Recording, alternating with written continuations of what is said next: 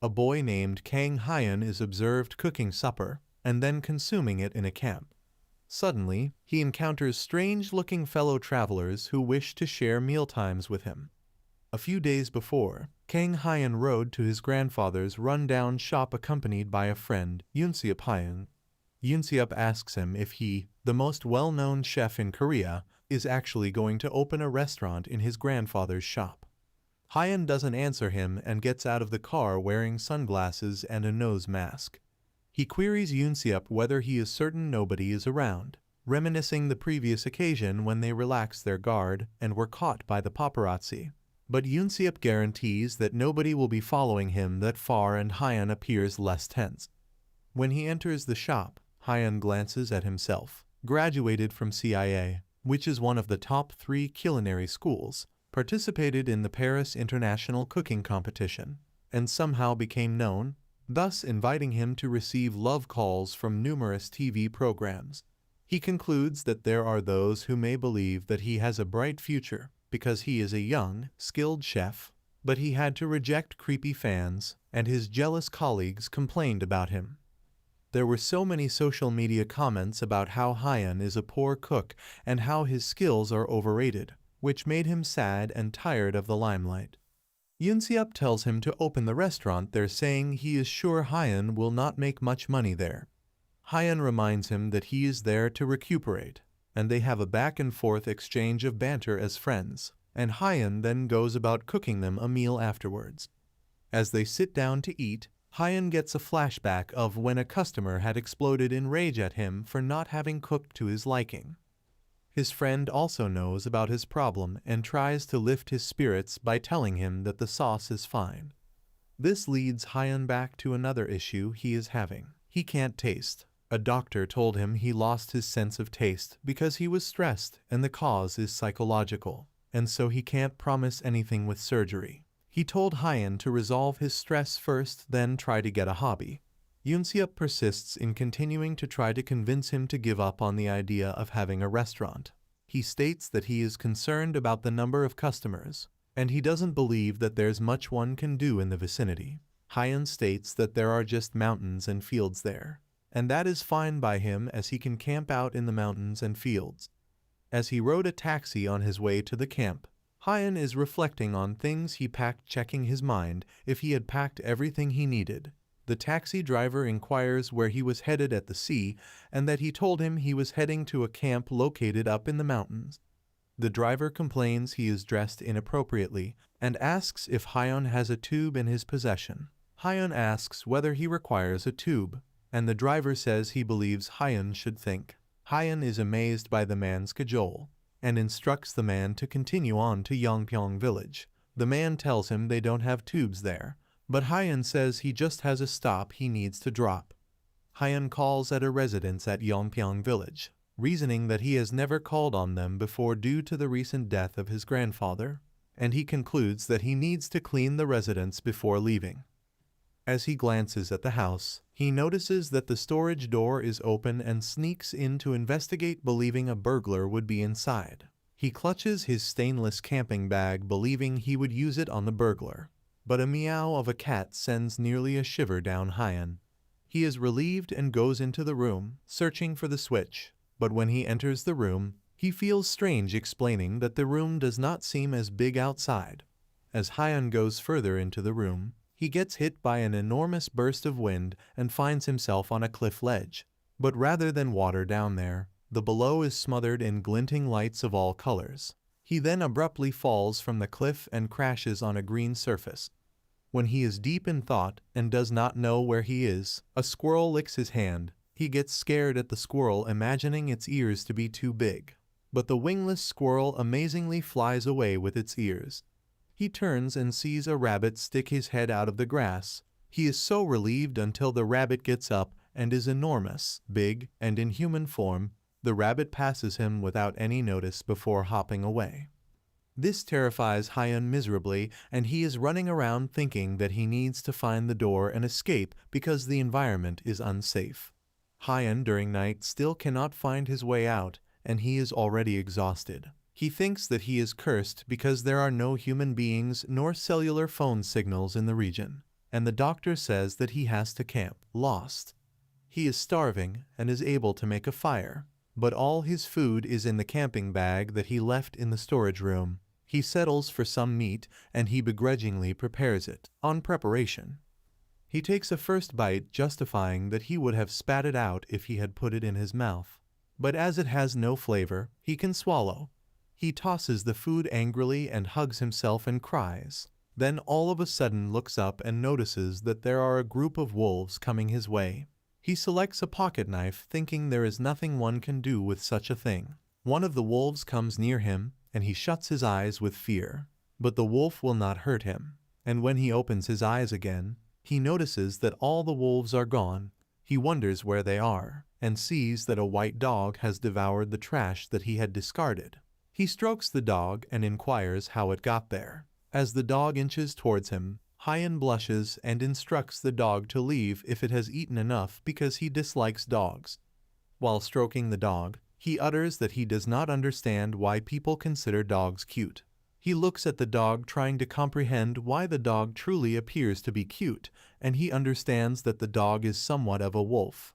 Hyan rapidly takes a look around for the wolf's mother. He inquires if the wolves he had seen beforehand are its kin, and he is afraid that its mother may mistake and believe that he kidnapped the small wolf. Hyan surrenders argument that if it is a wolf or a dog, he will starve to death or get eaten. But the definite thing is that he will die anyway. The little wolf attempts to pull Hyan, and he asks the wolf if it is hungry to eat him, then warns it that human smells fishy. The wolf catches his eye to a hole, and Hyan notices that it is the same hole he fell into. He is wondering if he can exit the same way, but he gets calm as it's going deeper more, so it could be an entrance to hell. And as he is crouched down to peep first, the wolf rushes towards him and pushes him into the hole, and Hyan tumbles and hits his grandfather's storehouse. Hyan is on the verge of going crazy with relief that he gets to go back. He recalls the wolf and states that he never got to thank him. He smiles and knows that he will not be seeing the wolf again, but he will not forget the obligation. Not knowing Hyan, the wolf has also tumbled into the hole and is now lying next to him. Hyan welcomes the wolf in and bathes it. He then puts various names on a board and invites the wolf to choose one. He subsequently sleeps with the wolf next to him. The following morning, Hyan wakes up calmly. He argues that he had not slept well in a long time. He then catches a whiff of a dog plate full of food for dogs and places it before the wolf and tells him that wolves are dogs, therefore the food will be fine. The wolf will not eat the food, and Hyan pulls out rabbit food and cat food, but the wolf will not eat. Hyan is upset and considers starving the wolf. He also takes care of his food problem by taking care of the wolf. Hyan makes food for himself and he eats, but he thinks he is not able to taste food. However, he made an effort cooking, and perhaps there could be little food that he is able to taste. The wolf, whom Hyan has named Rice Cake, leaps up onto the table and begins to devour Hyan's meal. Hyan observes that Rice Cake is intentionally shunning convenience store cuisine. Even the steak he had brought is shunned. Hyan puts 2 steaks before Rice Cake, one that he cooked himself, and the other one is the one he purchased from the convenience store. He justifies that both of them are the product of the same process, but the sauce is not similar, because one is commercial sauce and the other is recipe sauce, his own secret sauce that was cheered for in an international cooking contest. Rice Cake sniffs the commercial steak beforehand, and Hyan believes that the sauce is tasty too. But if Rice Cake enjoys his special sauce, then he has enough talent to be an Epicurean. Rice Cake eats the commercial steak first, and then proceeds to sniff Hyan's steak, because he eats Hyan's steak with eagerness haphazardly. Hyan is contented and applauds Rice Cake that he was confident that he was not an ordinary wolf. Hyan is painting his grandfather's building in readiness to open up the restaurant, but he's not actually doing a very good job. He can't help thinking that there's something wrong with the color or the paint, and then along comes a man who informs him that is no wonder because he is painting outside using paint that is meant to go inside. Hyan turns to face the stranger, and behold, he is an old man. He inquires of him who he is, and he replies that he is the village chief. and that he is the first one Hyun should greet upon moving in. He tells Hyun that he has Cappy painting abilities and asks him if it is his first time painting. The man is cut off because he sees Rice Cake, and he attempts to pet him. He tells Hyun to stop painting, and he will have someone do it. Hyun is taken aback and replies that he can telephone someone. But the man describes that there are individuals who are able to do so in the village, and he grumbles that Hyun does not know the worth of money. Still trying to pet Rice Cake, the man instructs Hyun not to make any reservations on his calendar during the weekend, and that he will find him someone to paint. This irks Hyun, but he cannot do anything. As promised, the village head comes with a man to paint for Hyun. He tells Hyun that the man is the young family's son and that he is great, and the painter introduces himself to Hyun as young Minho. When Hyun gets Minho, he is amazed that they actually came. He observes how they argue over how to paint the wall, and why they are making such a big deal about it because it is not even theirs. The head of the village inquires Hyun about what type of restaurant he is opening and is told that he will be opening an Italian restaurant and if he will be selling cutlets of pork. As they sit at the shop, Minho explains that his wife prefers pork cutlets, but since the restaurant where they always dine is closed, and she is pregnant, they do not go very far. He says that he attempted to make it himself, but the flavor was terrible. Seeing Hyun hesitate, Minho makes him feel comfortable with the fact that it is fine if he will not sell it because he was just inquiring just in case he does. Hyun thinks that pork cutlets are simple to cook, but he himself does not know if having customers eat something he does not know its taste is good. He is questioning if he should not have even opened up the restaurant. He recalls Rice Cake and explains to Minho that he can do pork cutlets, and he will remind him of the past. Hyun discusses the recipe he wants to use in the preparation of the pork cutlets. He recalls Minho having mentioned that the sauce was brown and not red and that it was sweet because tomatoes were used. He decides that tomatoes will make it bitter, and then he realizes they had used ketchup. After prolonged preparation of the meal, Hyun calls out Rice Cake and offers him pork cutlets. He can see that Rice Cake is wagging his tail more slowly than he used to, and he wonders if it is that the sweetness is too much. He offers him a second portion, but observes that Rice Cake's wag is not as strong. While Hyun orders him another round, he rationalizes that because he lost his sense of taste. Cooking was never nice because he could not taste what he was cooking, but is nice now that he has a means of knowing how it tastes. Minho's wife goes with him to Hyun's restaurant, and they share a table meal, and he inquires if her morning sickness is improved. She replies it is okay as she heard that there is a new restaurant that has opened, so she was looking forward to having a meal there. Hyun presents them with the pork cutlets, which are great. Minho's wife praises the meal, stating that it smells so divine. As she takes a bite to test, Hyun and Minho watch her and question whether it tastes good. She states the country store was okay, but that Hyun's is better. She goes on to state that the sauce tastes about the same, but that the meat is crunchier and juicier, and that she has never tasted anything similar to pork cutlets. And while Hyun is watching them, Minho's wife asks him if he recalls the day that they went out on the first date. She continues that they also had pork cutlets back then, and he was staring at her the whole time and not eating. Embarrassing Minho, she tells him that his hands were shaking so much that it was getting him nervous, and she started having pork cutlets more often after that. She informs him that she really did not even enjoy it anyway, but enjoyed eating it because she enjoyed the memory with him. Hyun laughs and glances over towards Rice Cake, who is still sleeping due to eating too much pork cutlet. Hyun sits by himself in his restaurant planning his menu. He understands that having served a customer prior to the grand opening told him that he does not necessarily have to do Italian, but a menu based on what the customers desire.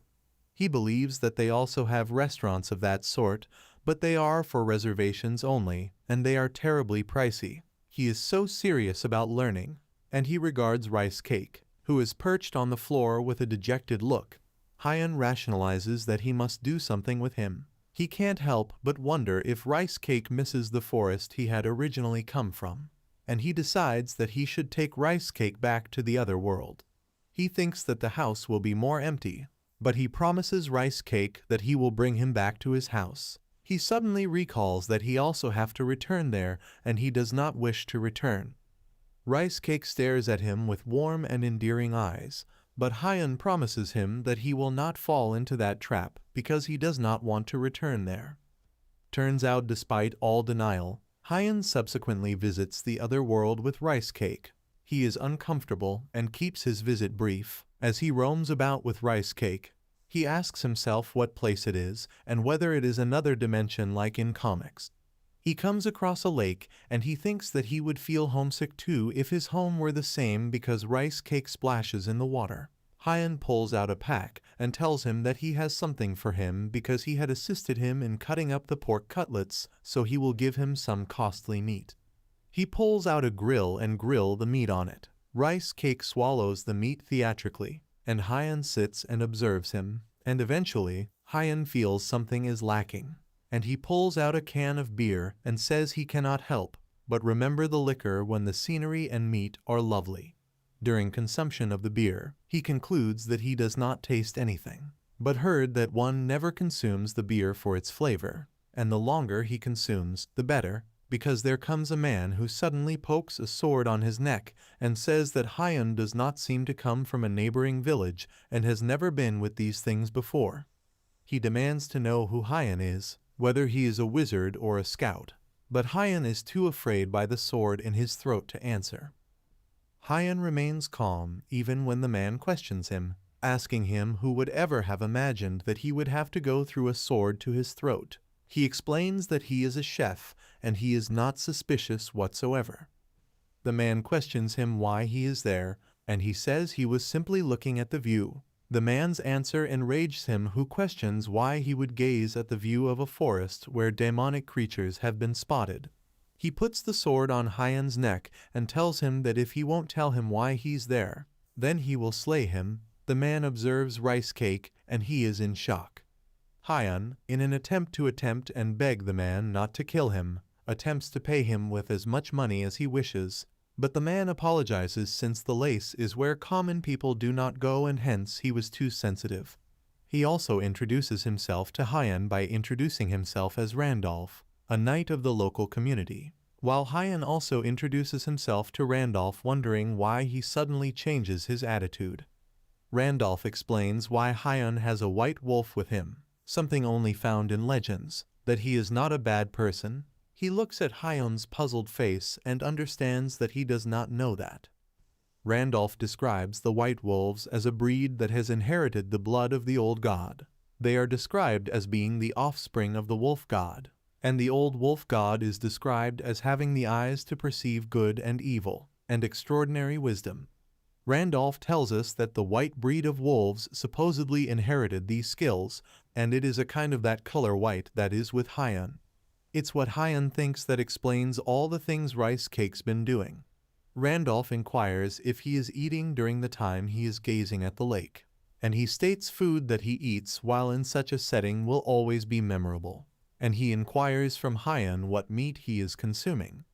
Hyun tells him it is beef, and he invites him if he wants to have some. Randolph attempts to decline, but he cannot help himself from the temptation of the meat.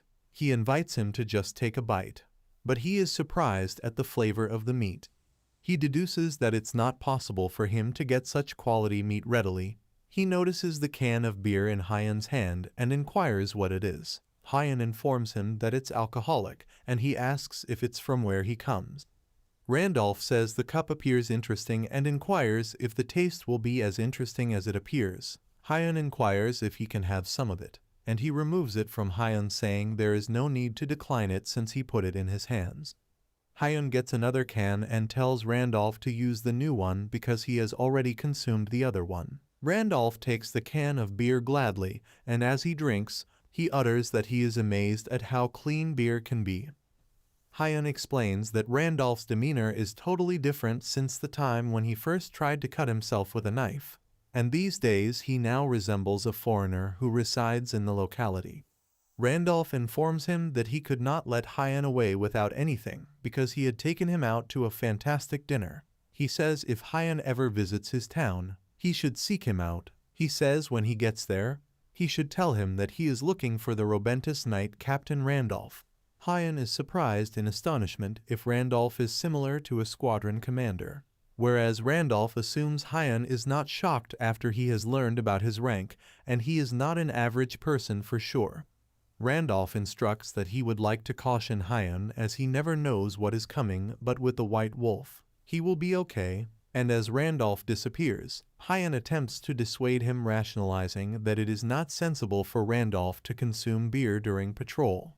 And he decides that because it is a different world, they have another regulation to follow. He is offered rice cake, the last meal that he consumes with a smile. Hyan concludes that all because of rice cake life has been exciting for quite some time now, and it is unfortunate that he cannot take him along.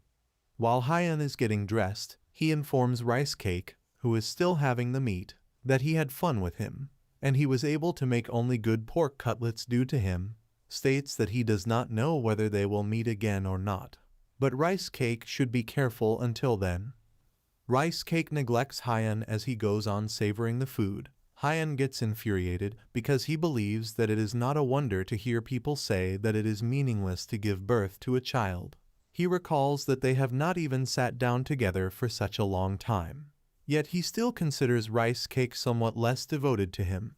He turns back to face Rice Cake and finds himself gripping his bag. Hyan is surprised, and he can't fathom why he is holding onto it suddenly. Rice Cake licks his hand, and Hyan reminds them that they are already in his hometown where he would like to return, but he is also attempting to catch up with him. He pounces on him and inquires if Rice Cake would rather be with him.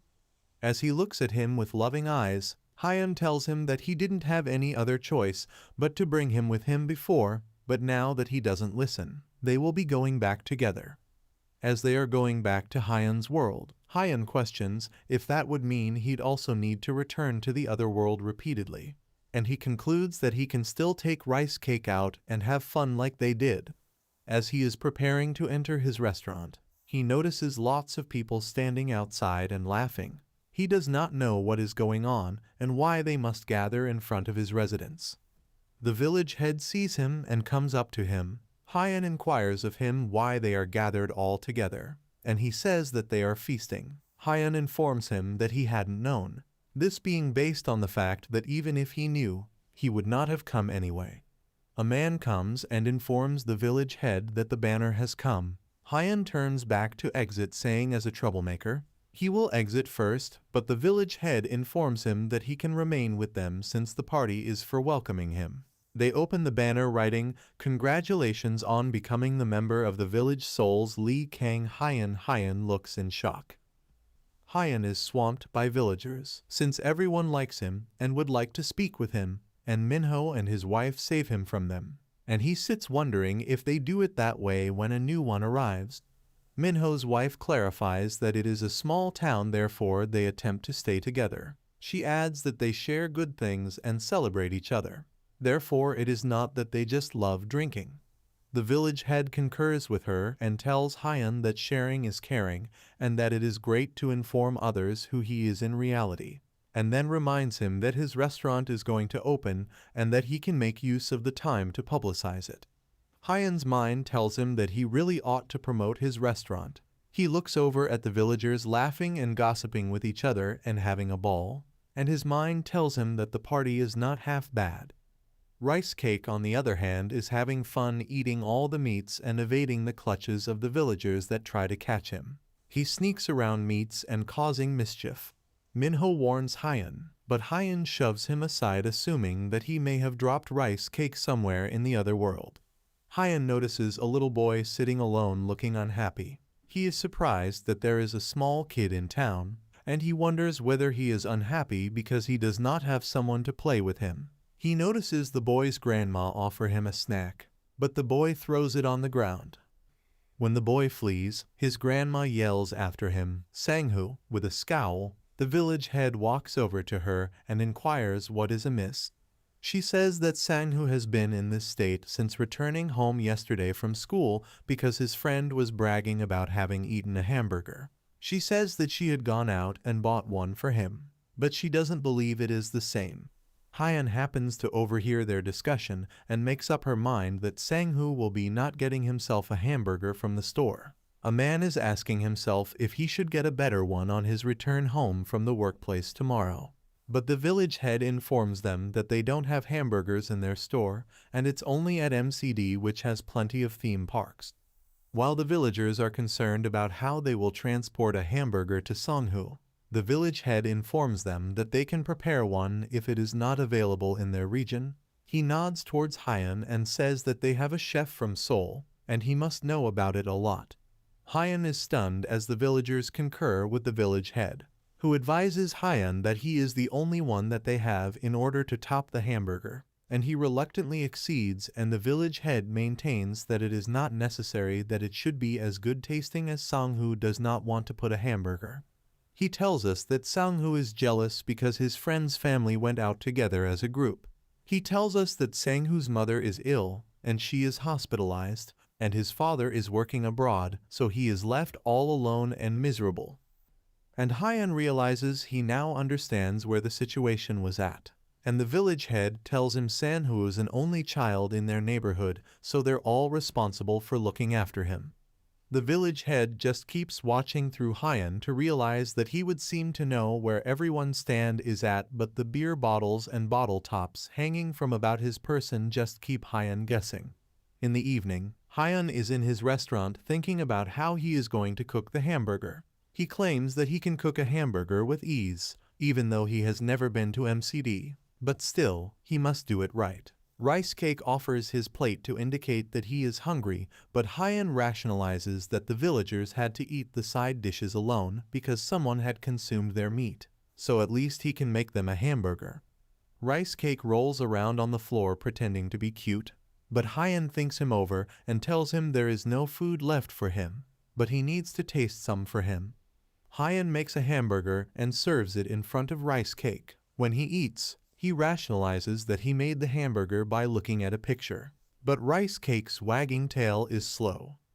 He remembers that he used to eat much when he was studying, and he went to America with a passion for cooking. He realizes it seems ridiculous that he never was passionate about something else. He thinks about what his past self would tell him today, and in anger, he asks Rice Cake if he can eat some more. Rice Cake wags his tail happily, and Hyeon is preparing to cook, thinking that it is difficult to ask him to cook at a slow pace when he never cooked at a slow pace before. While Hyeon is getting ready to serve the hamburger, Minho and his wife get settled down with Sang-hoo and his grandmother in the restaurant. Minho's wife says it smells really mouth-watering and Hyeon can cook anything. She turns to Sang-hoo, who had been in a gloomy mood, and asks him if he is glad that he is now able to eat a hamburger. Before he can respond, Hyeon comes and puts a plate of hamburger in front of him.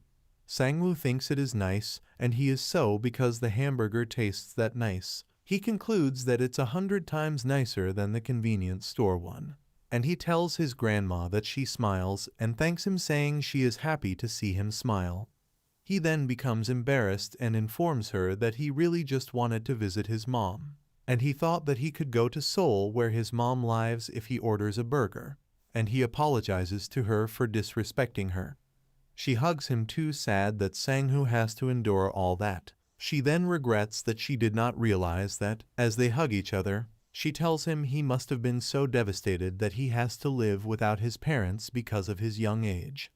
Sang-hoo, who is currently crying, explains that he doesn't mind living with her. He apologizes for saying that he likes living with her. Hyeon then explains that he is leaving for Seoul shortly and Sang-hoo can go with him. Sang-hoo and his grandmother are surprised at his statement, and he asks if he can go with him. Hyeon explains they may even go to the restaurant Sang-hoo wanted to visit because he never got a burger there either. Sang-hoo is so thrilled and explains he will go with Hyeon, and Minho's wife tells him to take a lot of photographs so he can show her when he gets home. Hyeon thinks he has overdone it, but when Sang-hoo and his grandma depart from Hyeon's restaurant, they smile and thank him, and he vows to take them to Seoul soon. Hyeon sifts through the ingredients he has been left with, and he notices there are so many leftover ingredients that he considers going camping with them. He then considers that he has never actually gone camping in his life, and he would not be able to go once his restaurant is open. He sees Rice Cake looking at him with an irresistible expression, and he inquires of him why. He is looking at him like that since he never said that he would be going to the other world. Hyun assures Rice Cake that he will not be going there. Like always, he cannot help but, and they proceed to the other world afterward. As Rice Cake teases, Hyun explains that he has been there a lot more than he has been to the market. He concedes that the scenery is pleasant and begins to pitch his tent. Hyun struggles as he cannot handle the tent, while Rice Cake is playing around. After finally succeeding in pitching the tent, he sits on the floor to rest and finds that he is starving. Hyun cooks meat for dinner, and as he begins to eat, 2 small squirrels come climbing up the side looking at him. He throws some pieces of meat in their direction, but a large bird swoops and devours it before the meat reaches the squirrels. Once lunchtime, Hyun takes a seat and gazes at the view. He decides that he was afraid he would be bored, but now he understands that it is also good to do nothing, and that could heal. He is thinking where Rice Cake is now, but he is not concerned because he knows he will return as soon as he will be hungry. He wants to make a bonfire, but without knowing that there is something, or someone, in the bush watching him. The strange being shakes the bush and Hyun, believing it to be Rice Cake, tells him that he has a lot of meat for him. He turns as the creature is about to grab the food from his hands, and he moves around with ease. Hyun is sure that it is not Rice Cake. He looks at the creature, who is growling, and discovers that she is a girl. Hyun sees that the creature possesses a tail, and he considers whether it's a cat. He considers whether she is half monster, half human like they portray in the movies. She makes a dash for the plate again, but he can get out of her way. He is wondering where Rice Cake is when he most needs him, and he tells the girl that issues should be resolved peacefully. He places the plate on the ground and inquires if she is hungry.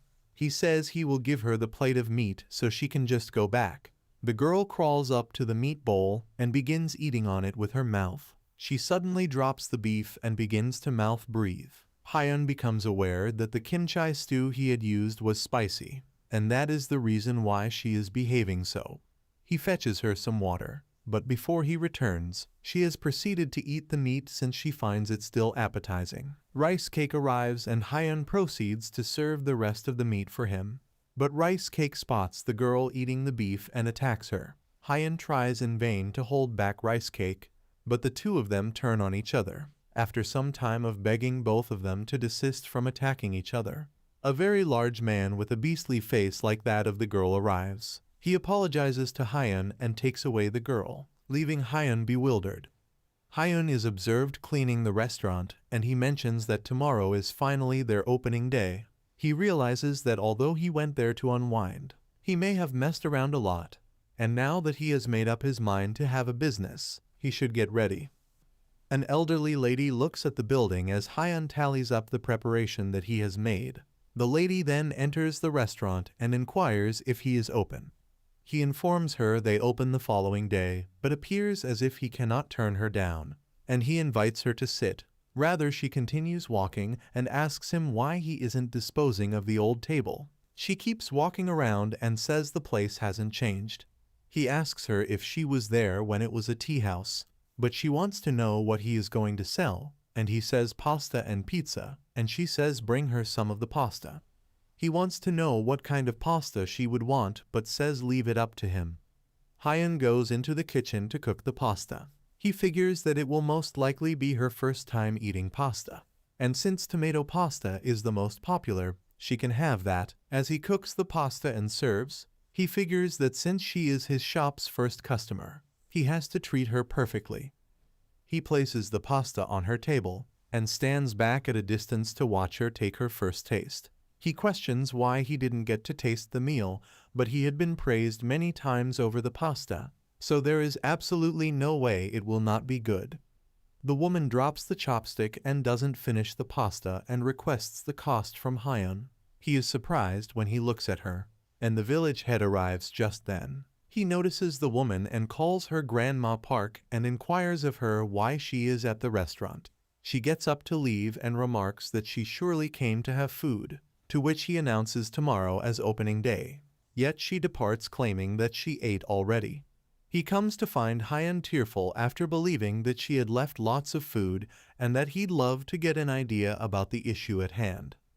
Hyun pouts in a corner, bad-mouthing Grandma Park for not completing his pasta. The village head frets and asks him why he is unhappy and if things with preparations are not just right.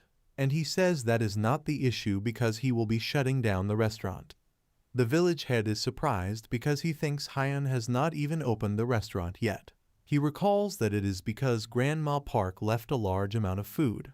He understands that it's not like Hyun has won some world cooking contest and he cannot expect to satisfy everyone. He asks Hyun to just wave it off because perhaps Grandma Park did not go there for the food. He tells him how her late husband was always going there when it was a tea house, and he went so frequently that the door's threshold creaked away, but he died last year. The village head tells Hyun that Grandma Park was largely alone at home and he has not seen her for some time, so he assumes she still misses her husband a great deal. He tells them the dead are dead and so the living have to live, and dwelling on the past is absolute stupidity. He then returns to the problem and tells Hyun that it is not his fault since Grandma Park is extremely fussy about food and given her state, he does not need to pay it any attention. Hyun explains there is no means by which he will not think twice after hearing all that, and it is already stressing him, so he heads to the other world to relax. As he sits there observing Rice Cake frolicking with the giant rabbit, he justifies if there are no harmful animals in the vicinity because he has them. He is pleased and tells her that there is no other place where he could have his head cleared better than the other world. He considers Grandma Park and understands that he was amazed to see that she had left much pasta on the plate, but he feels sympathy for her after learning about her past. While contemplating whether he is to make some Korean dish for her the next time, he glances up at the tree and sees the girl who is reclining on a branch. He is shocked to see her, but he does not gaze at her and prepares lunch for himself since Rice Cake is hungry. The girl sits next to him as he cooks the meal. He recalls when she had refused to eat the first time because of the pepper and he omits the pepperoncini. He puts butter in a pan, then mushrooms, and adds a pinch of pepper and salt. Once the cream has thickened, he adds the Parmesan cheese and adds the cooked pasta. He puts a steak on it and puts the food in front of the girl. She growls but tells him only to eat it before anyone else can get it. The girl looks like she hesitates because she remembers the initial time was hot. She takes a bite out of the steak and is shocked at how well it tastes. She digs into the food and Hyun, who has witnessed this, tell her that she may not be able to explain, but he can assure her that he knows she loved it. Hyun takes a seat to have his own plate, figuring that he really does not like the pasta since the cream and the steak are heavy and greasy, and it is not something that suits him since it is more fusion pasta than an old-fashioned pasta. The girl begins rubbing on him, and he explains that she attacked him the last time they met, but now she is playing cute. He comments that it seems like the pasta did taste good after all, and he rationalizes that it doesn't matter whether it is fusion or not pasta, but that it should be fine for the taste buds of whoever is going to eat it. He is thankful that it only has to be good to whomever will be eating it, and the girl looks at him with wonder. Hyun is chopping veggies at his place of work, and he carries them to Rice Cake, who has no interest whatsoever in him or the vegetables. He believes that he simply needs to do without him this time. He comforts himself that it will not be hard for him, since the flavor of all the ingredients is imprinted on his mind, and he cannot depend on Rice Cake each time. At the same time, he had posted a notice on the restaurant door that the restaurant would open next week because of personal reasons. Hyun believes that a chef who couldn't meet his first guest's expectation has no right to open his restaurant and start working. The village head visits Grandma Park, who is just staying at home. He tells him that he believes she has finally left the home but still wants to sit there. He tells her to come out since there are so many exciting things outside her home, but she requests him only what he is visiting her house for, and he inquires if he can go to his neighbor's house. He continues to state that Hyun was in severe shock after she went ahead and left the plate of pasta.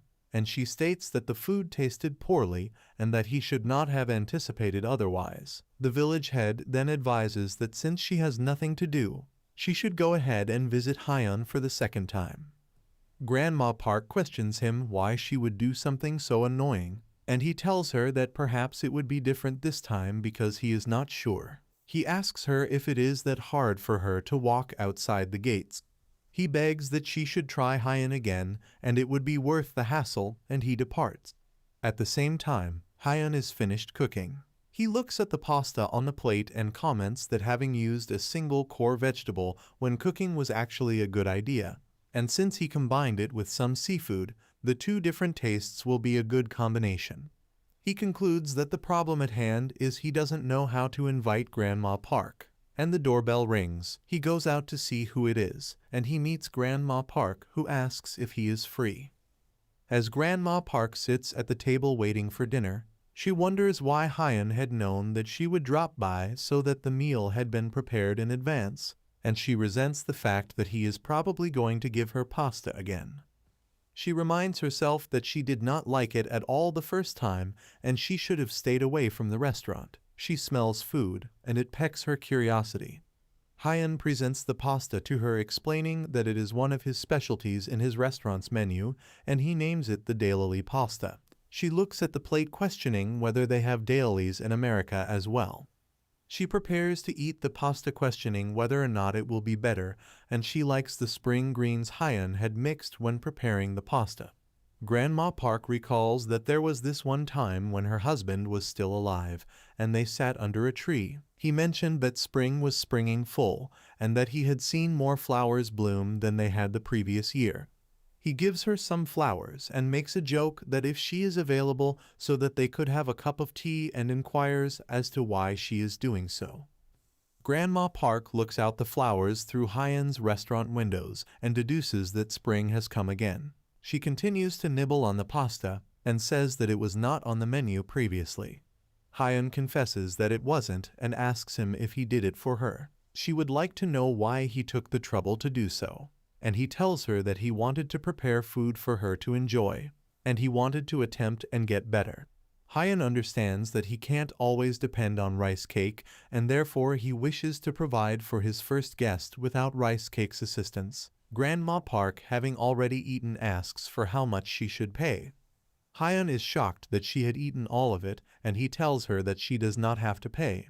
She asks him what type of restaurant owner does not charge his visitors, and she then insists that because she had eaten so much, she must pay for it. She warns him not to decrease the price of the food he prepares and instructs him to include the dish in his menu because she is returning again. Hyun smiles widely as she exits. Hyun feels comfortable in the other world. He is content that he was able to please his first guest, and now he had finally opened up his restaurant. All he has to do is give time to rest, and since Rice Cake gets agitated if he does not go to the other world, he continues going there occasionally to relax. As Hyun is resting, Randolph fires an arrow at a bird, which however misses, and the bird flies so close that it would have hit Hyun. He welcomes Hyun, who was on the ground as he had been knocked down by the attack. Later, after settling down, Hyun inquires from Randolph whether he is on duty. He informs him that he is off duty, therefore he comes to hunt a little. Randolph then offers him that he will take Hyun out for dinner, and they ought to hunt together. Hyun decides that he does not wish to go, but he ends up with a bow and arrows to hunt. Randolph takes him and Rice Cake somewhere and informs him that it is where jumping birds visit. When he takes him to see the jumping birds, Hyun thinks that the birds resemble cotton candy and wishes he hadn't killed the cute animals. Randolph then informs him that while the feathers appear puffy, the birds are a short-haired species because the birds begin fighting among themselves. Hyun sees the cotton candy appearances are merely bundled muscle. This upsets him, and he is concerned about how he is going to entrap the birds, but Randolph is already hunting, and he instructs Hyun to support him from the back. Hyun quiets his mind and attempts to fire an arrow in a calm way. He fires at the bird, but he nearly fires Rice Cake, who feels betrayed at once. Randolph subsequently cooks the meat of the bird over an open flame, and he requests Hyan if he may consume it because his hands are trembling greatly. Hyan promises that he can make it through, but he thinks that he cares about the meat because it stinks, and it would be impolite of him to hold his nose. Randolph holds out a piece of meat for him to eat, and after he takes a bite, he discovers that someone whose sense of taste is lost can taste something disgusting. Randolph perceives Hyan's reluctance to consume the meat, and in a desire to wow him, offers that he would demonstrate his capability with the balance of the beef, but is cut short. Hyan suddenly doubts himself as he remembers that he cannot taste food, so he might not be able to cook either. He makes up his mind to change his attitude by proving that he has the ability, and he tells Randolph to let him cook something good with the meat. While Hyan is processing the meat, he rationalizes that he attempted to remove the smell by releasing as much blood as possible in the creek, but that would take a half day, so it was barely sufficient. He takes the odor with him in some beer, and Randolph attempts to restrain him, but Hyan tells him to construct something that he can suspend the pot on before he becomes more enraged. As Randolph is mobilizing support, Hyan is filling the pot with beer and water, putting other ingredients, and cooking the meat for an hour. Rice Cake, who had previously fled to avoid eating Randolph's meat, comes back when she catches a whiff of Hyan's cooking. Hyan opens the pot, and the pleasant aroma reaches Randolph and Rice Cake. They already are famished for it, but Hyan tells them that he still has to roast it for later. He rationalizes that he would have placed it in an oven, but one of the best aspects of camping is being able to roast meat by the fire. Hyan cuts the meat and feeds Randolph, although Randolph is still unsure whether or not the savory scent is actually the jumping bird meat. He makes sense of the fact that even the best cooks in the territory have resigned from trying to convert the jumping bird meat into eatables. He takes a first bite and is amazed at the taste. He keeps eating, telling himself that the exterior of the meat is crispy like a cookie, but at the same time, the chew of the meat hasn't been lost, and the center is tender and juicy. He asks himself whether it is even the same jumping bird meat he has been consuming all along, and he suspects something is missing in the food because there has to be something else that makes the meal complete. He recalls the beer out of the blue and instructs Hyan to hand him a can, consuming the beer and meat. He exclaims that he is amazed and tells Hyan that it is the best beer side dish, and he does not believe that he will ever grow tired of consuming it. Hyan insists it is not bad, but they should have eliminated the stench altogether, and there must be a reason for taking so long to remove blood. He insists on saying that they should have left it on longer as well, and he has to have some laurel leaves ready in case of an emergency. Randolph is amazed that Hyan is not satisfied even after cooking such an incredible meal. He suspects that Hyan's skill set could be higher than the capital's royal cooks, and he wants to find out who Hyan really is. As they keep consuming the meat, Randolph tells that he wished to dine out Hyan, but he is treated once again by him, and he never gets to consume normal jumping bird meat again after the big meal. He asks Hyan whether he can reproduce his cooking skill, and he tells him that he does not care because it is nothing exceptional. Randolph counters that he has a few chef friends, so he knows the worth of Hyan's skills. He tells Hyan that his food is wonderful, and he needs to stop selling himself short. Hyan learns that he has been told the same thing repeatedly, and he thanks Randolph, who tells him that he wants to return the favor with something wonderful, so he will teach Hyan swordsmanship. As Hyan mouths him in shock, Randolph enlightens him that he can be shipped out to the countryside. But he used to have a name of sorts in the capital before, and his swordsmanship must be a fair price to pay for the dinner. Hyan answers is a chef, and Randolph responds to him by saying that several people come to him pleading with him that he should teach them, and Hyan responds that he should teach them rather than him. Randolph answers that he does not get along with them, so whenever he encounters them, he will make Hyan his swordsmanship teacher, and Hyan can cook him a side dish and a beer. Hyan feels that Randolph may feel shy to be given one-way treatment every time, and though he doesn't mind offering him his beer and knowledge, Randolph may not be at ease. Hyan prefers to just treat it as an exercise because it may help him build up his arms so that he can deal with heavy walks accordingly. A week later, when the restaurant had just opened, Hyan deduces that there should have been a lot of villagers last week. He assures himself that he believed that there would be no customers and that he was not hoping for any. He glances over at Rice Cake, who sits in front of the television gazing dully, and sits down next to him, only to find that Rice Cake has been watching a show with Eunice, a female celebrity idol group, and Hyan concludes that he must have heard of their names somewhere, but cannot remember where. At the same time, Yoonseop is with Eunice, and he inquires how things are proceeding in their work. They all complain about the location and other things, and Yoonseop gets tired. He justifies that since there are no arrangements to do after the shoots for their show, he should go see Hyan since he is around. As he places a call to Hyan and inquires if he can visit for dinner, the girls look at him questioning who he is speaking to. He hangs up and leaves his assistants with the girls. He instructs them to be kind to his aide, and they all smile, inquiring when they have not been kind and obeyed. He knows the girls are always being naughty, but exits without uttering a word. As Yoonseop departs, his assistant advises the girls to leave, but they instruct him to follow Yoonseop. He does not, and one of them smiles and informs him that forgiveness is simpler than asking permission. In the meantime, Hyan is washing the restaurant, complaining that Yoonseop ought to have notified him earlier as he could have been busy. He then chooses to cook for him, and Yoonseop arrives on time, scolding his assistant that there are only their cars out there on the road, so he knows they're following him. Hyan notices the assistant apologizing to Yoonseop and the girls introducing themselves as Eunice. Now that the girls are petting Rice Cake, Hyan smiles, rationalizing that his little restaurant in the deepest backcountry village has been frequented by idols. Yoonseop comments that the girls have become braver than when they started and did not even consider repercussions. Yoonseop tells them to go home, but Hyan feels sorry for the assistant and tells them it is fine if they go back with their belly full since they are already there. Yoonseop is shocked because the Hyan he knew would have complained about the issue.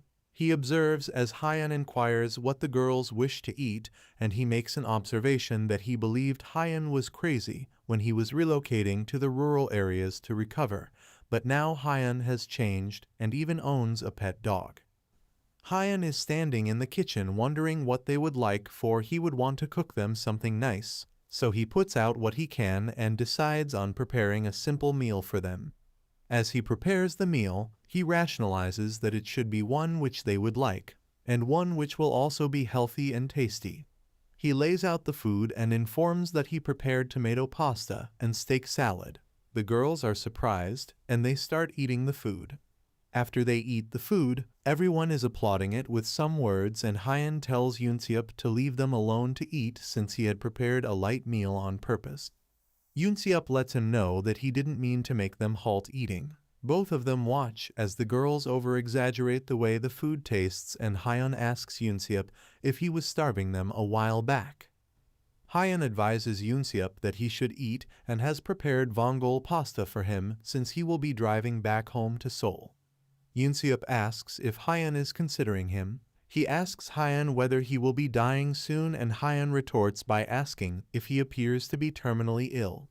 The girls are finished eating and are ready to leave. They still compliment the meal, and Hyan informs them that he will perform better next time they visit.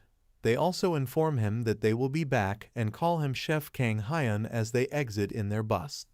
Hyan is shocked that they recognize him, and Yoonseop explains to him that girls always watch his show when they are hungry, and it would be weird if they don't recognize him. Yoonseop then gets into his car to depart, and Hyan instructs him to provide him with prior notice the next time he would like to visit. Yoonseop inquires about how Hyan is recovering, and he responds that it is fine.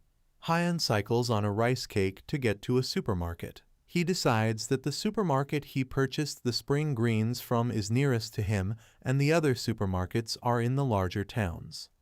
He arrives at the supermarket in anticipation of finding some spring greens. He goes into the supermarket and encounters another cashier. He is not certain if she is the daughter-in-law of the grandma that he encountered when he last went. The woman asks him whether he wants something in particular, and he tells her that he would see himself. While strolling here and there, comes to the realization that they do not have dailies, and he would need them if he were to prepare pasta for Grandma Park. She informs him that all they have are small spring greens there, and he deduces that he will have to venture into the town in an attempt to get what he wants. As he sets out with a vow that he will return again later, he hears some small children quarreling. When he turns towards where they are brawling, he notices a small girl and boy yanking at one another's hair and swearing not to play together anymore. The boy informs the girl that she does not resemble the others and that she should return to her country, which makes the girl sad, but before she retaliates, Hyan enters and informs her that words cannot be unsaid once spoken out. He inquires from the boy if he is certain that he would not regret what he has just said later, and the little boy looks at him. The supermarket cashier steps out, and she is the mother of the little girl named Myung. When Myung dashes to her mother, the boy also darts away, and Myung's mother thanks Hyan for assisting. He says that he did not do anything in reality, but still she thanks him. He asks Myung later if she is fine, and she says Myung has gone asleep. She tells him that all of this was her fault. Hyan gets surprised and tells her that it was just a kid's battle and it wasn't her fault. He then announces her name is Yoongun, Vietnamese, and that she believes Myung is being bullied because of her. Conan listens to Yoongun tell of how her daughter was bullied because she is foreign. He would like to tell her that it isn't so, but if he did so, he would be just lying. He listened to the boy inform her to return back to the country where she originated from because she is unlike everyone. Conan knows that this is a delicate matter, and he can't speak lightly about it. He simply remains quiet. Son opens her mouth first. She speaks that she knows who Kanhan is, although everything she knows is that he owns a restaurant in the other side of the village. She unexpectedly asks him if he could teach her to cook, and Kanhan was only able to stare at her with eyes opened wide. He questions her what she means, and Anan explains to him that she could only prepare Vietnamese dishes. She tells him that this year, Ma wants all her friends to gather for her birthday parties. That's why Anan would like to cook Korean dishes for them. Her words are meaningful to Khan's mind. Even after going home, he can think of nothing but them. He could see the sincerity of purpose in young Gun's eyes, and so he had no choice but to succumb to her wish. But now he is a little low, because he knows the ulterior motive Nun Gun is asking his help. He knows the reason why she wants to prepare Korean dishes is so that her daughter will not be teased by other children. This train of thought irks Kyan for some reason, and by fortune, he chances to see Rice Cake attempting to reach him. Khan believes that now is a good time when his pup is soothing him, but no, Rice Cake is hungry and wants only his food. He has discovered a tin of high-quality and expensive caviar, and he hopes that Khan would open it for him. Khan is amazed and asks where he even got it. He tells Rice Cake that this stuff does not even taste well directly from the can, but he does not mind it because it is useless to him now. He opens the tin while giving Rice Cake a disappointed look, telling him that he always comes to him for assistance when it is a matter of food. This is yet another enlightenment moment of Kyan's, and he comes to the conclusion that it is the right thing to do to ask for assistance when you require it urgently. He goes and asks someone's assistance too, because that is what neighbors are there for. During the daytime, he picks a package containing some sauces possibly, and goes and makes a visit to one of his neighbors.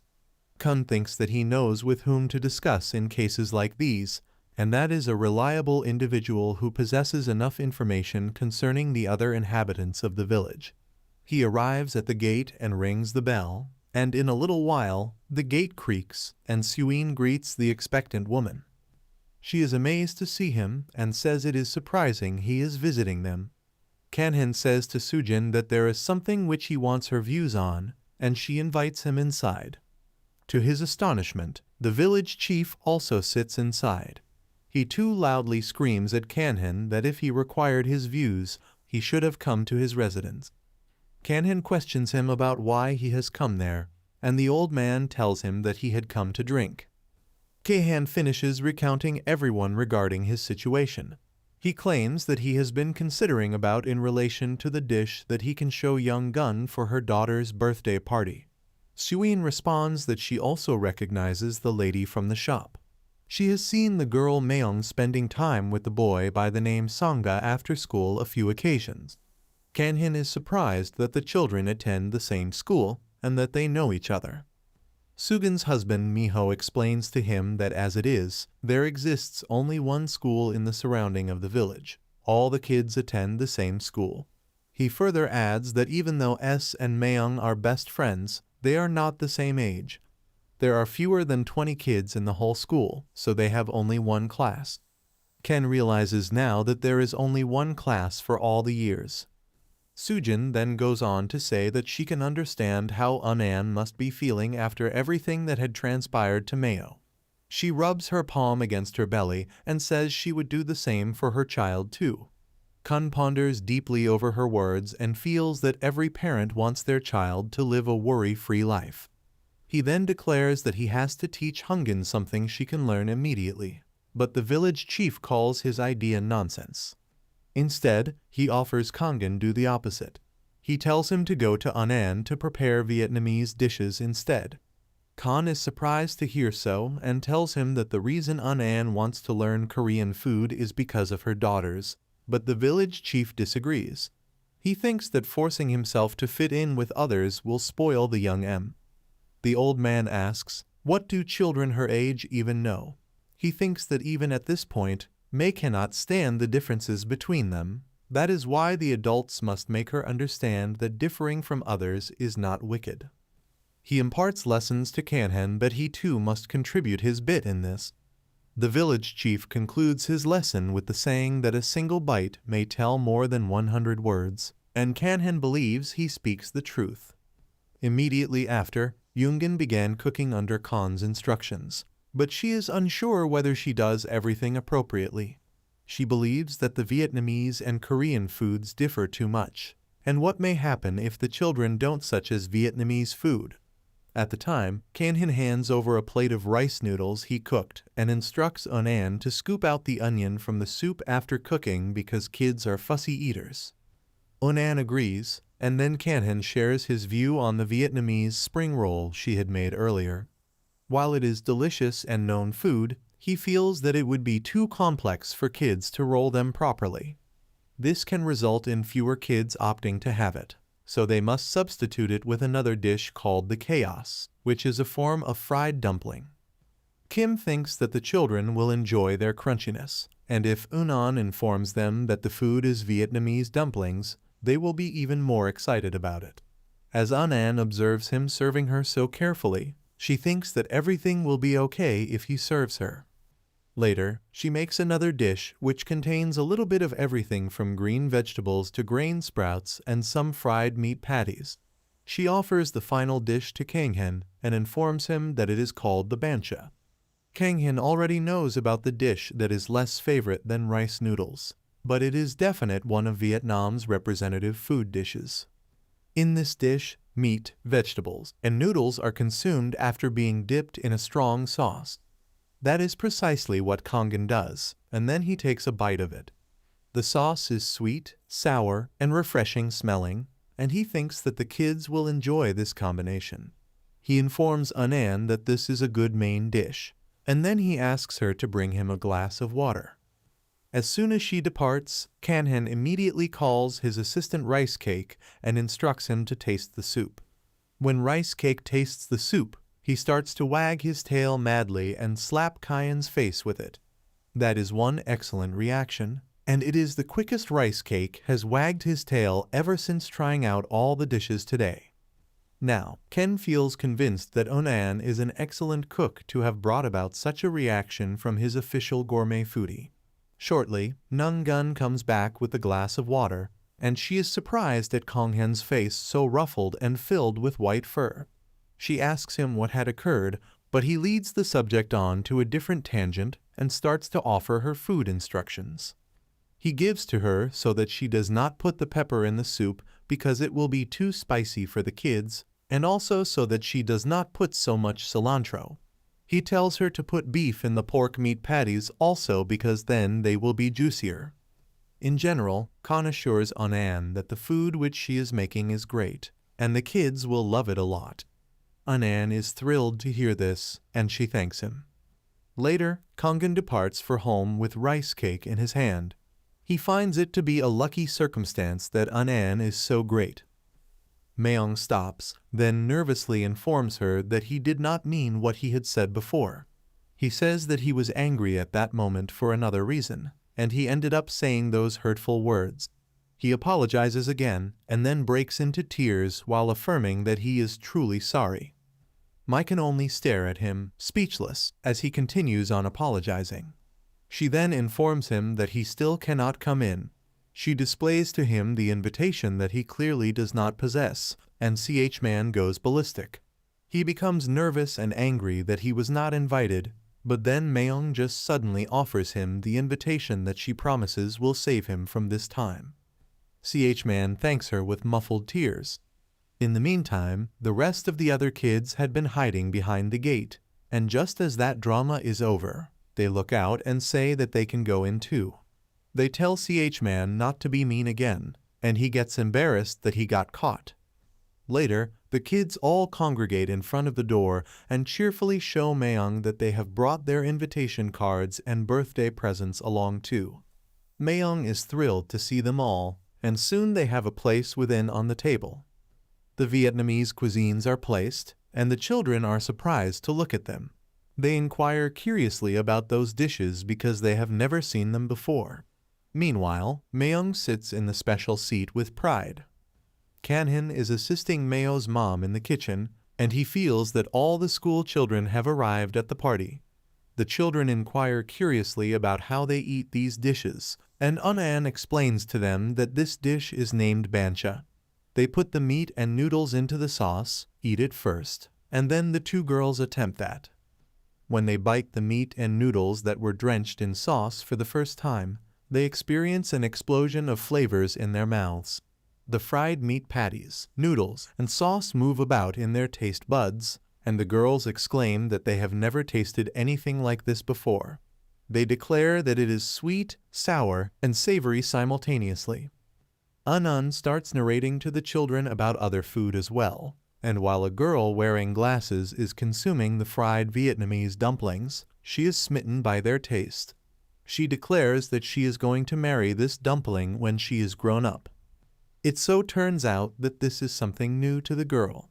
Her name is Miju, and she keeps changing future husbands like people change dresses. One boy then says Mayoung is wearing a different kind of dress and asks what it is. He assures that he never got the opportunity to even glimpse at it. Mayan gets up and confidently brags about her dress, telling everyone it is from the land of origin of her mom. The children get curious, and Mayoung informs them that her mom is from Viet, and all those are Vietnamese foods too. The children begin discussing how May's mother had to travel by airplane here, and that is sufficient to make them jealous. Well, even the girl named Mao has noticed the beautiful dress, and she proclaims that when she grows up, she is going to marry the dress. Then, following Mayoung, she requests her mother to permit her to expose her friends to her dress also because she desires to show off their matching dresses. Onan says she still has to cook, but Kanhin informs her that it is fine because they are almost done eating anyway. He tells Anan he will do the rest, and she may go. May makes her go with her in order to rush, and Anan is thrilled at seeing her this joyful. After mother and daughter pride themselves in being alike, wearing the same style dresses, the eyes of all people and kids fawn around them. Kanhin and Rice Cake gaze from afar. He is satisfied as they appear this joyful from each other's presence. Within the world of dreams, there is a small camp made from tents. Inside one of the camps, there is a soul beast man, head to toe clothed in the skull style, posing her with some question in relation to precious daughter fleeing yet again. Before her is the gray-bearded beast man who informs her that they even added more guards, but the girl had appeared to have disappeared through a hole in the net. The red beast man queries if she visited the human again, and the gray beast man confirms. The red beast man woman is interested in the strange human who has been able to pique the interest of a sacred wolf and her daughter. She instructs the great beast man to bring him in, and his ears perk up immediately to indicate shock and readiness. He queries if she is planning on taking a human into their village, and she queries him if it is taboo. She also assures him that as the head of the village, no one is going to dare initiate a fight with her guests. She then takes off her mask, informing him that as the mother of her daughter who is indebted to the human, she at least needs to know about him. Soon, in the fantasy world forest, a majestic deer who clearly appears to be a rare mythical creature is crouched above a river. It is on guard because it can hear loud roars and growling voices from so far away. Those voices are actually coming from Rice Cake, and even Kanhan has put his ears over to shield them from his thunderous barks. He tells his pet wolf to shut up, but he is just angered and tense over something. What has irritated him so much is only a bunch of dead shrimp, and Kanhan is not impressed. He says to Rice Cake that he may play tricks with the jumping birds and mighty rabbits, who are much greater in size than him, but he is still so wary of such small shrimps who are already dead. Kanhan has a hunch that it may be because Rice Cake has never seen them before, since there are no saltwater bodies around. Well, he thinks it is sad that the wolf pup is acting this way since shrimp are tasty, but he concedes that they do look quite disgusting to one who has never seen them before. But then he sits for a while and remembers that whenever Rice Cake comes to him after hunting his prey, it is much more disgusting than the shrimp. Now he is perplexed and wonders what precisely Rice Cake's standards are. Well, since he cannot do anything about that, he decides to present the wolf with the real taste of shrimp. He puts them into water and then begins by removing the whiskers and innards of the shrimps. After that, he sprinkles coarse salt over a pan and lays out the shrimps nicely upon that. He sets the pan under the stove and then covers it. "And that's the recipe," says Kanhan. He also wanted to serve this one to Randolph, but they have shrimps sufficient for the next time, so he can maybe serve it to him later. Meanwhile, Rice Cake is providing the pan with the harshest judgmental stare he can because he is still wary of the shrimp. While Kanhan waits for it to cook, the feral beast girl also turns up there. Kanhan is baffled to see her here once again, but her entire mind is preoccupied with the pan. When he inquires of her how she joined them, the beast girl is taken aback to gaze at him. Rice Cake has yet to comprehend that she is there because he is completely absorbed with the pan. Kanhan makes his mind up not to pay too much heed to useless information and thinks that if the beast girl is there, then she can consume something too, as she is ever hungry. He opens the pan up soon to realize that the shrimp have been roasted to perfection. He breaks them into bits while putting on gloves since they are too hot, and then puts them on a plate to be eaten by the beast girl and for Rice Cake. They look at it in admiration, and then Kanhan asks them to have a bite of it. They took a bite and instantly find themselves being burst with the flavor of the shrimp, as if they were on a wave in the sea on a gigantic shrimp and melting as they eat it. Kanhan asks them if the taste of the ocean is nice and looks at the two of them eating up the shrimp. He is contented that they are enjoying too much. The beast girl has eaten her food, and she longingly gazes at Kanhan to ask for more. He is about to take more shrimp for her when there appears the gray beast man unexpectedly there in search of the girl, to whom he addresses as Mona. The girl is shocked at his voice and at once goes behind Kanhan. The great beast man informs him that she escaped again from the village, and Kanhan knows him to be the same fellow earlier who drove away the beast girl. He advises him that the girl seems hungry, so he should let her eat first, then take her back to the village. He tries to reassure the beastman that he is not giving her something unusual, but suddenly he raises his voice too much. He tells Kanhan that today he came for him and not for the girl. Kanhan becomes anxious and afraid now, and he asks him what he is seeking from him.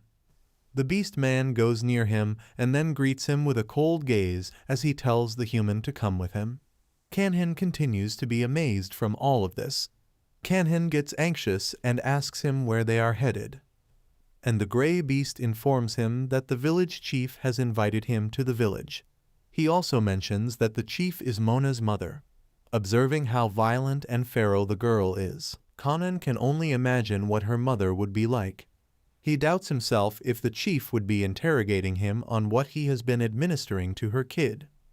Kanhin calculates that he doesn't have to follow the gray beast mindlessly. He gives an alibi, claiming that he is a very busy guy today, so it would be impossible for him to come in today. The beastman respects his dilemma and surprisingly gives into his hands a small horn. He tells Kanhin that the horn is something utilized by the warriors in his village, so that he can call them whenever he has time. Kanhin picks up the horn and believes that since the beastman is being so much more considerate than he had originally thought, it might be a regular invitation. He invites the beastman to inquire why the chief wishes to see him, and he says that she wishes to see the human who was able to entice her daughter out of the village. Those words certainly have a negative vibe for Kangan, and he believes that it is going to be a parent meeting with an axe to grind. The great beastman departs with that, and Kangan is shaken because he hadn't even rebuked the beast girl intentionally. Kangan stops the beastman sometime later on for something. The beastman is already in the village. He enters his tent alone to discover what Khan had just given him. It is some boiled shrimps wrapped in a poly bag. Earlier, Khan had spoken with him in private, telling him that he couldn't send him away here empty-handed because he had traveled this so far distance. That is why he had given him the shrimp, informing him that although they looked nasty, they were delicious. Well, the beastman consumes a bite, and his tail begins wagging, indicating that he enjoys the flavor.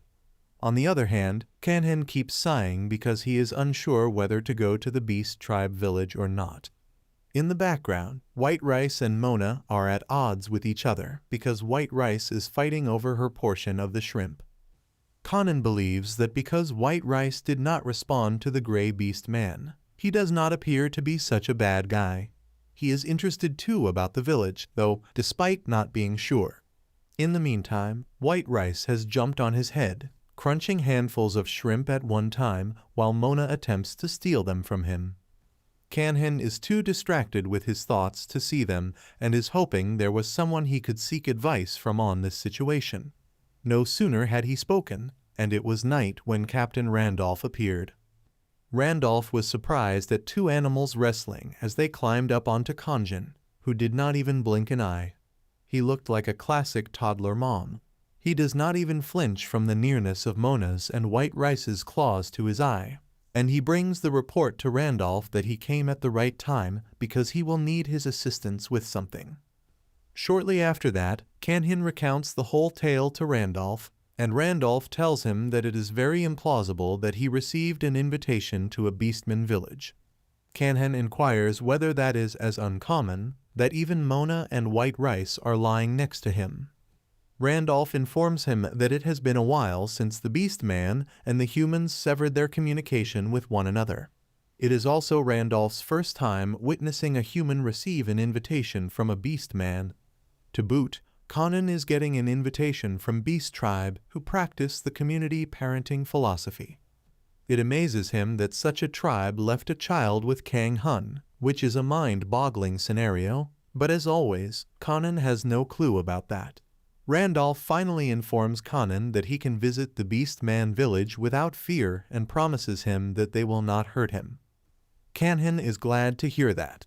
He informs that he will take up the Beastman on their invitation the next time and gets up ironing his pants. Randolph stares at him in shock, and then suddenly Kanhin brings out some shrimp and asks if he'd like something delicious with that. Kanhin prepares small special food to fry shrimp with some added spices.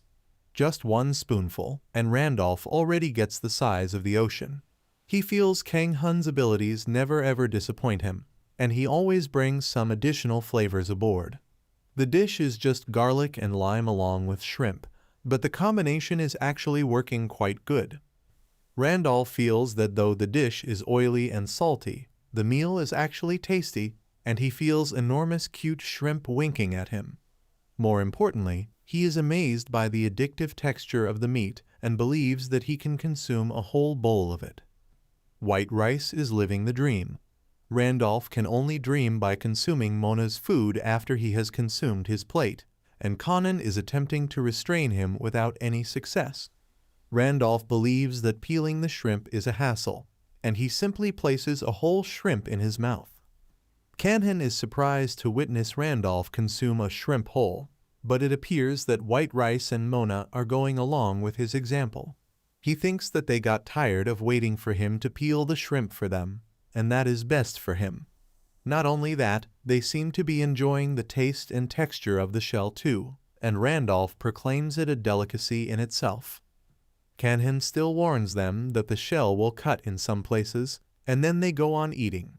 After some time, all the dishes are empty, and all the stomachs are full. As Kanhan is clearing up, Randolph says that in gratitude for the very good meal, he has to give it everything he's got to teach him. Conan is confused and asks him what he is even saying, and Randolph informs him that he is clearly talking about swordsmanship. Khan just remembers that they had settled on something similar prior. Randolph advises him not to worry so much since it is his first day, so they will begin with some basic training. Well, someone's basic training is another person's nightmare, and when the sun sets, Kanhan is face down on the freezing grass. He is drained, and Randolph informs him that he has terrible stamina, and at this rate, becoming the strongest warrior is a mile's walk for him. Kanhan can but be aware that he is just a chef. Randolph questions him whether he was so tired by a simple 4-hour walk at his age, and his body has to be weak overnight. The anxious White Rice begins licking Kang Hun's feet, and he begins to feel better in that location. Kanhan is not sure if he is just dreaming or if the pain at the spot White Rice is licking is subsiding. It seems to provide a cooling and soothing sensation, so Conan just takes it easy at that time. Mona also begins licking his other leg because she too is anxious about him, but that does nothing to Kyan and only makes him feel slimy and wet. Kun somehow gets up and attempts patting Mona while letting him know he likes the idea.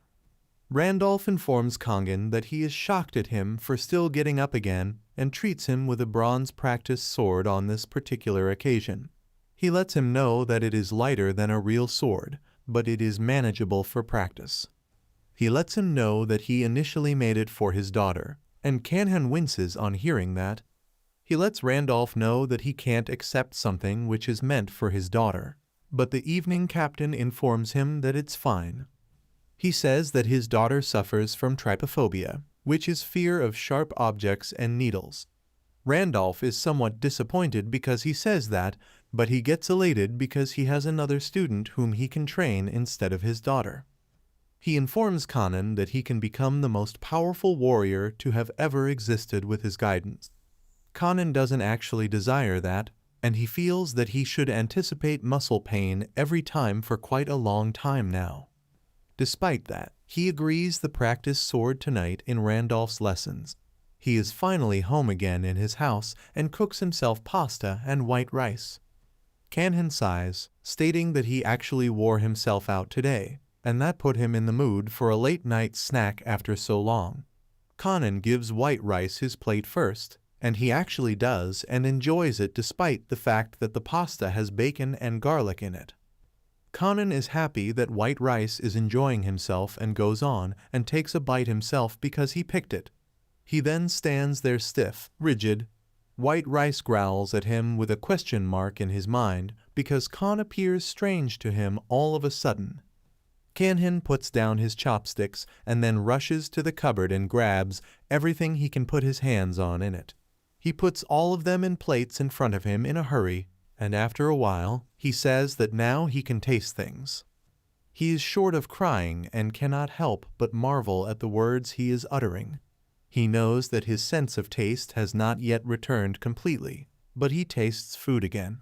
Rather than rice cake is just confused about what his human is yakking. Kangan believes that if he had remained in Seoul, he would have lost hope in cooking itself. Well, he had lost hope in himself when he came to this village too. But now that he has the most dearest thing in his life back to him, he kneels on the ground beneath the burden of the happy emotions he cannot suppress in his heart. He feels that he can cook according to his heart's wish again, and then reminds Rice Cake softly that he is glad that he migrated to this side. The village chief has gotten drunk at his friend's house. He staggers and stumbles as he goes home, thinking about taking his friend out for a drink the following time. Just then, he sees Kangen's restaurant lights still on and wonders what he is doing at the moment. Well, Conan is preparing food. He chops some tomatoes, fries some mushrooms, and then sears some very tasty steak. Rice Cake is in Wonderland just by its smell. There are other ingredients too, like fresh lime and purple grapes, that Kin uses to prepare a sauce. After all the preparations are done, he finally serves his dish, which was once a part of his signature dish. The dish appears to be tasty and savory, and Kanhen decides to take a bite to check its taste. It so happens that although he can taste the acidity or the sourness of the dish well, he cannot taste the savoriness as yet. He removes his hat, saying that this is also a beginning. At that time, Rice Cake barks from behind, telling him with gleaming eyes and wagging tail that he enjoyed the dish. Kanhen is relieved that at least someone was able to relish the taste of the food properly, and he decides to give Rice Cake more dishes to eat. He prepares some meals with which he won the culinary competition, and they cook through the night, eating and having fun. The next day, someone comes on Kyan's doorstep rather suddenly. Kanhen comes to the door looking utterly haggard. He had pulled an all-nighter when cooking, and his stomach too wasn't in good shape after eating various types of dishes. He requests the guest to make a bit of noise less, but the guest happens to be the village chief, and he's in a hurry. He shouts at Kangen, telling him that he has to come along with him immediately. Khan is puzzled and asks him what he is saying. He explains to the village chief that he is so fatigued now that he can go see him later, but the old man informs him that they do not have a lot of time, and he starts shoving him into his van. Rice Cake also arrives, still drowsy, and he simply stands there and watches the old man shove his human into the van and drive off. They eventually arrive in the village hospital, where the chief informs Kongen that Sujin is having a baby at this time. They rush to the hospital after they have parked their van, and the chief informs him that he also came here jogging, although he had a hangover yesterday evening. They reach the delivery room, where plenty of people have gathered in front of the door. The old granny aunties have formed a circle around Miho, and they are surrounding him with questions. They inquire from him how his wife is and whether the baby has been born yet. Miho is already too tensed, and he is unable to answer even a single one of their questions. Conan also watches his expressions, and he thinks that he requires some assistance. Just then, Grandma Park is there, and she is rebuking everybody loudly, asking whether this is fish market where all people have come here to discuss. She informs them that they are disturbing workers working here and to leave. Everyone is afraid of her, and even the village chief warns people that Grandma Park is correct. He says too many people here is not good, so let them go. Then he gladly informs her that he will remain here as village chief and take care, but Grandma Park has other plans. She seizes his shoulder, informing him that he is also coming with her. He attempts to object that he is village chief, but the old lady just drags him along. Kanhen is the last one remaining now, and he thinks that Miho will be more at ease without humans around him. Though Grandma Park commands him to remain there, Kanhen is perplexed, so she informs him that he must remain on Mio's side because he is his friend. The village chief yells that he is Mio's drinking buddy, but he is dragged away as well. Kanhen remains in shock now. He sits beside the agitated Miho and thinks that he is too clumsy. He thinks that it would have been better for village chief to remain here and not him. He has never found himself in such a predicament before, so he does not even know what to utter. He tries to think of something, but then Miho just thanks him for remaining with him. Kanhen is surprised at his words and informs him that it is no big deal since he is only sitting next to him. Meal informs him that his sitting here is more than enough for him. He assures him that at the moment he is really excited but also really anxious. Conan sees the fidgety Miho and finds himself thinking that he must be around his age. He pats his shoulder casually, informing him that it will be okay. Well, he cannot confront him because he is anxious, but his words provide Miho with a bit of confidence and relief, so he thanks him. Soon, the baby is born, and the old-timers who had been waiting outside the hospital openly announced that it is a girl. Everyone is ecstatic to hear the good news because it has been long since a baby was born in the village. They say that it is such a great day, so they cannot let it pass without celebration. Everyone says simultaneously that they should have a feast. Just then, Kanhin exits, and the chief inquires about the status of Mio's situation. Kanhin responds that he is with Sujun and sobbing like there is no tomorrow. Anyway, he then observes that nobody wishes to listen to Miho anymore since they are concerned about the feast. The village chief informs him that it is a highly sought-after custom in this village in order to fortify their ties by means of feasts. That reminds Kongan of the fact that he had been invited to another village, the village of the beast people, to be specific. He inquired of the village chief what he may bring as a gift, but the head has gone gangster mode all of a sudden on hearing this. He angrily asks Kongan if he was scouted by another village. He is ready for a turf war against any village attempting to poach a young man under the age of 40 from their village. Well, after realizing that it is just an invitation, the village head is a bit upset because apparently he was craving violence. He then informs Kanhin that if he is visiting a village, he should bring some alcohol or a local specialty. Kun believes that bringing a local specialty is a good thought and inquiries by the chief if their village produces some unique product which they are good at. The chief responds that he can only mention Korean beef, but Kanhin informs him that it is not uniquely in their village because he knows which areas are renowned for their meat. Later, he thinks drink is good enough present, so he goes to the fantasy world and pulls out the horn presented to him by the gray beast man. He is anxious beforehand for blowing it for some reason, but then gets up and blows the horn. The sound of the horn resounds through the forest, and all species of animals hear it. Kanhin gets tired after blowing it for some time, and he is wondering if the gray beast man will even be able to find him with this. His questions are soon answered, however, as the beast man suddenly materializes there, and even Mona is sitting on his back, waving at Kongan. The great beastman asks him if he is ready and then goes ahead to pick him up, saying that they have to leave at once.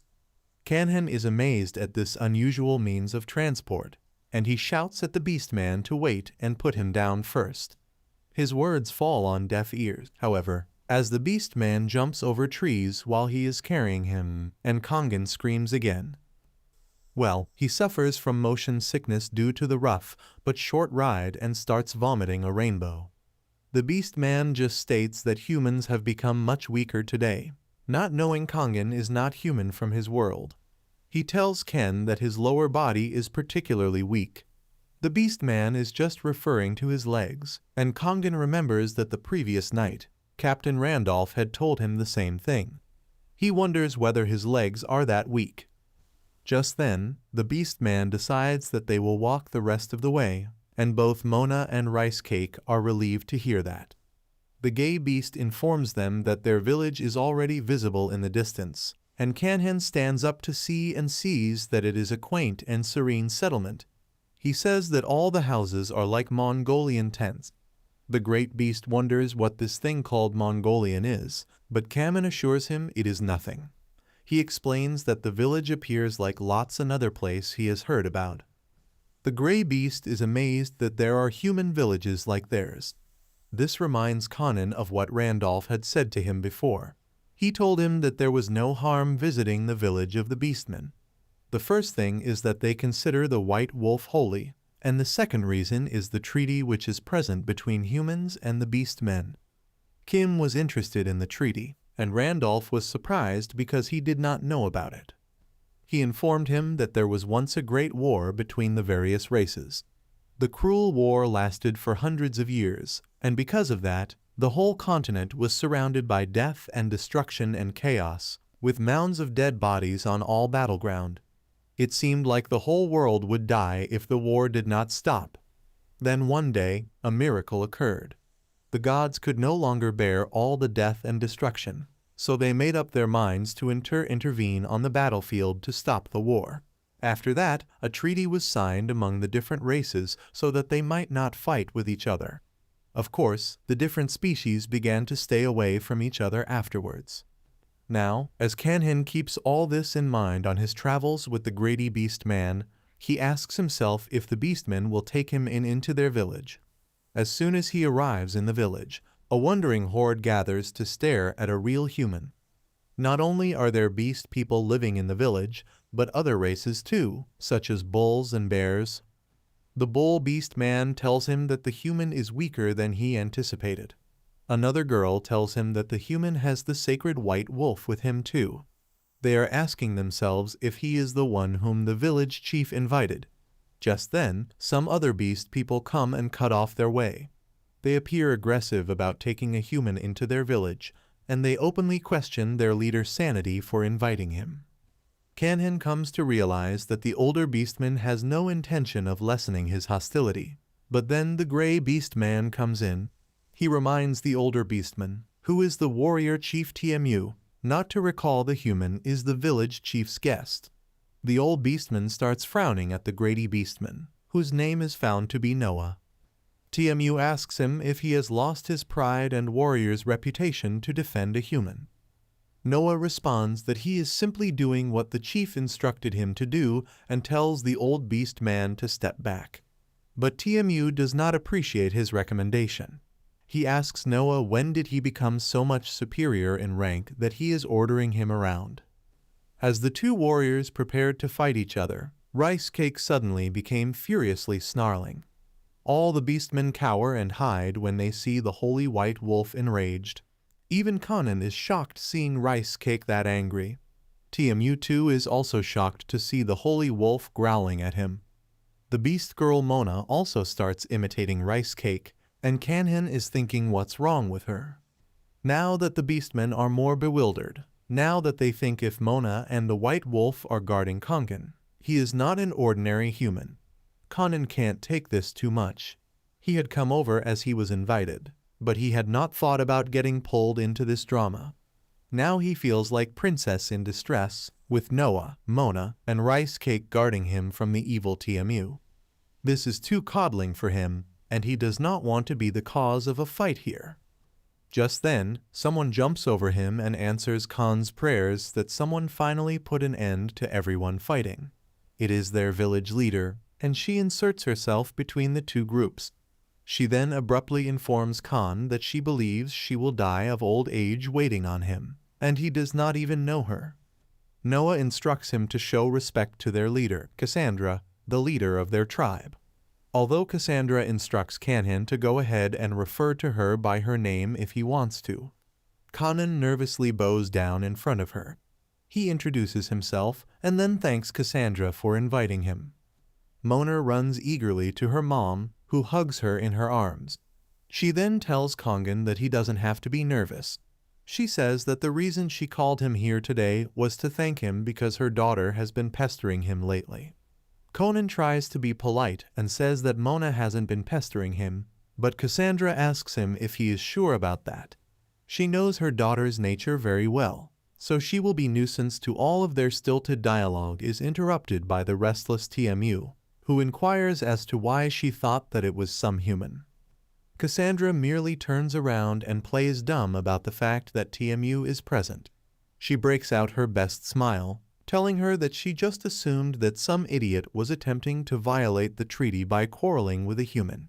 She says that as it was not some random idiot, but Tmu, she is positive that he would never ever attempt such a thing. The hunting chief blushes on hearing this, and he can merely timidly acquiesce to the leader. Cassandra simply laughs and informs him that a man as smart as he was not going to make such errors anyway. She informs him now she will have to take care of her guests, so he should just leave and leave her people alone. Tmu is seething with rage, and clenched fist trembles, but he has no option but to obey the leader. Soon, Kanhin is inside Cassandra's tent with other senior beastmen officials there. She notices that he must have had a terrible experience when he entered the village, but instructs him not to mind it.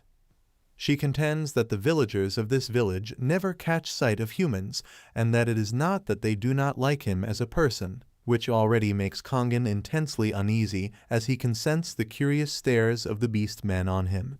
He feels like they would shred him to pieces with their glances. Cassandra continues, stating that although it is actually unorthodox of them to take in a human into their village, she would love to have the hero of the gossip. Kanhen is intrigued by the gossip, and Rice Cake gives him a dejected side glance. Cassandra asks him if he has not heard the rumors, however, because the whole forest is gossiping about the human who was able to tame a holy white wolf. She says many creatures have been guarding him in the forest and wants to know if he has never noticed their gaze. The only thing Kanhen feels when he hears this shame because he just learned that he was an unsuspecting Twitch streamer all along. However, Cassandra assures that it does not matter now. She asks Kangen to give anything his heart desires, taking care of her daughter. She assures that they are a favor-seeking tribe. Kangen unwillingly informs her that there is no point in going so far because all he does is offer some food to the girl. And then he told her that he didn't want to arrive empty-handed today either, so he brought something. Cassandra already smelled it and asked him if the thing smelling nice was in his bag. Khan opens a tiffin box full of some boiled pork that he prepared as a side dish and says that it is not much, and the quantity won't be enough for everyone here. But Cassandra nearly jumps on him because she says he gave something too valuable as an offering, and he is too humble about it. But she overheard Kangen call it a side dish and ask her if that is what she thought. He nervously confirms, saying he also gave a beverage containing alcohol, which he does not believe there is in this world. Cassandra cheerfully accepts the bottle of Korean rice wine and then eagerly asks Kangen if that is how he domesticated her daughter. It looks like he domesticated the beast mother as well. Kangen cannot provide a logical response to that question. He then informs Cassandra that it will be wise not to consume the wine now since it was agitated a lot on their journey here and could explode due to that. On hearing the word explode, the beastmen get alert and angry. They attempted to attack Kangen, assuming that he gave something hazardous to their chief. They don't even provide him with the opportunity to defend himself and announce that he finally revealed his true colors. Kangen somehow informs that by explode, he meant that the pressure within the wine has increased, and it could bubble up fiercely when opened. Well, Cassandra seems intrigued by that, so she takes the cork out to toss the fizz around wherever she wishes to see what becomes of it. And she asks Kangen if this was what he meant by explosion or not. But she is quickly disillusioned when the fizz goes ploop and fades away, and Kangen somehow manages to avoid being smashed on by the beastmen. Cassandra then just swallows the wine in one gulp, and the beastmen stand around and gasp at her non-dangerousness regarding them. They fear, and they wonder how in the world she can be drinking a mystery. She wants to know if she is well because the drink had seemed strange. Well, the only strange thing what it does is make Cassandra burp aloud. She likes the drink and then announces that humans are truly talented after all. She inquires how they were able to create this wine because it is a little bit sweet and sour, and the taste is so rich. Its silky texture makes her hungry for more and more of it. She also began to miss the side dish and gestures toward Kangen's backpack full of strips of boiled pork. She tastes a piece of that meat and declares that it has no foul smell, and its texture is also soft. She does not even have to chew it vigorously before she swallows. Cassandra can't understand the reality that this moist and wet thing is meat. She empties the whole box and says that she was so engrossed in the taste that she wouldn't have known even if a human had passed away right beside her. She proclaims that they will have to distribute this delicious food among all humans. But then there is one more thing that she has to do before distributing it among others. She suddenly apologizes to Kangen, scaring her subordinates, who ask her how she is going to apologize to a human. Cassandra says that her tribe has been behaving uncivilized in front of their guests, so it is but right that she apologize. The two beastmen too understood their fault on hearing so, and apologized to Kangen for overreacting earlier. He assures them that it is okay, But if it had been left to Noah, things would have been different. He was going to stab the two pesky people with his spear if they did not desist. Even Rice Cake was angry. Noah says that there is no way a human blessed by the holy wolf would introduce something dangerous here. Cassandra proclaims that all is water under the bridge now since they have apologized and thanked Conan. It is time to party. She shouts loudly to inform all her tribe members that they are going to have a festival right away. She says that they should loose their talents to the fullest since this festival is for their lovely guests. She says that the hunter who will get the most delectable animal will be named Chu. Khan plug his ears in order to block them from the ear-shattering noise, but the beastmen are really excited. They follow their leader as she says that will demonstrate to their visitors that they throw the best parties. Well, this cannot be good for Kongan. He is exhausted already and questions why villagers everywhere like to party so much. They also need to possess the authority to choose their prey as per the needed purpose.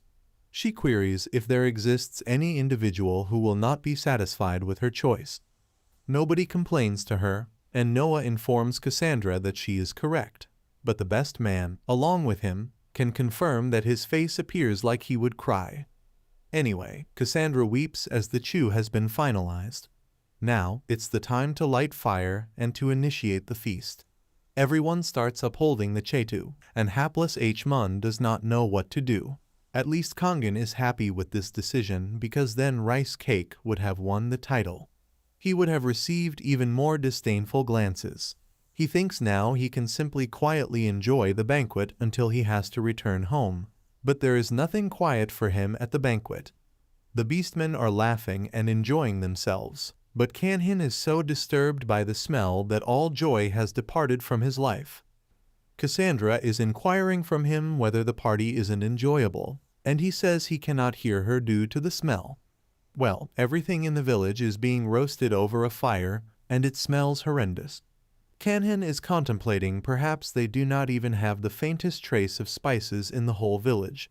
He asks himself how everybody is barbecuing the meat with so much joyfulness, notwithstanding the dreadful stench, and they are beastmen on top of it, having sensitive noses. Cassandra is chewing a ginormous slab of meat, and Kanhin wishes to inquire whether the meat is not fishy in taste if she is devouring it the way she is.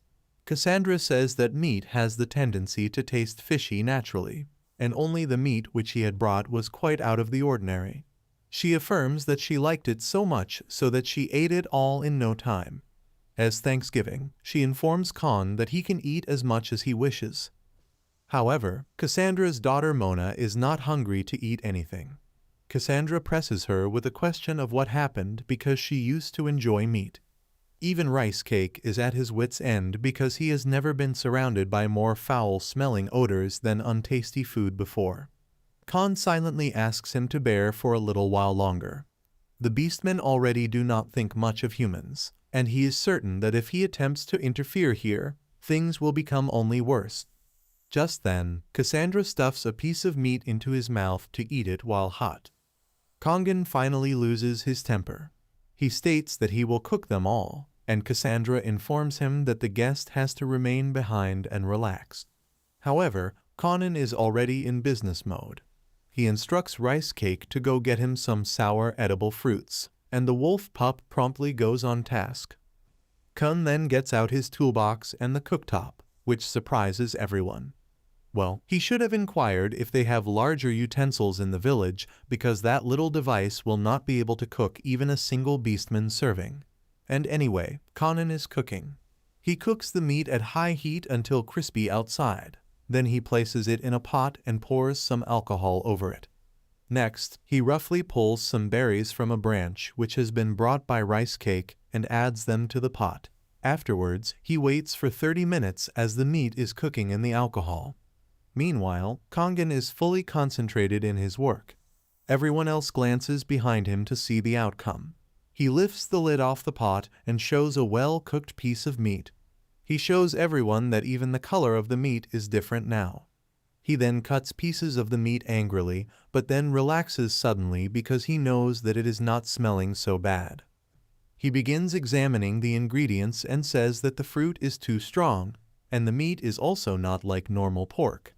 He could not manage the heat and cooking time because of that, and he is going to attempt it again. However, Cassandra already ate a piece of meat.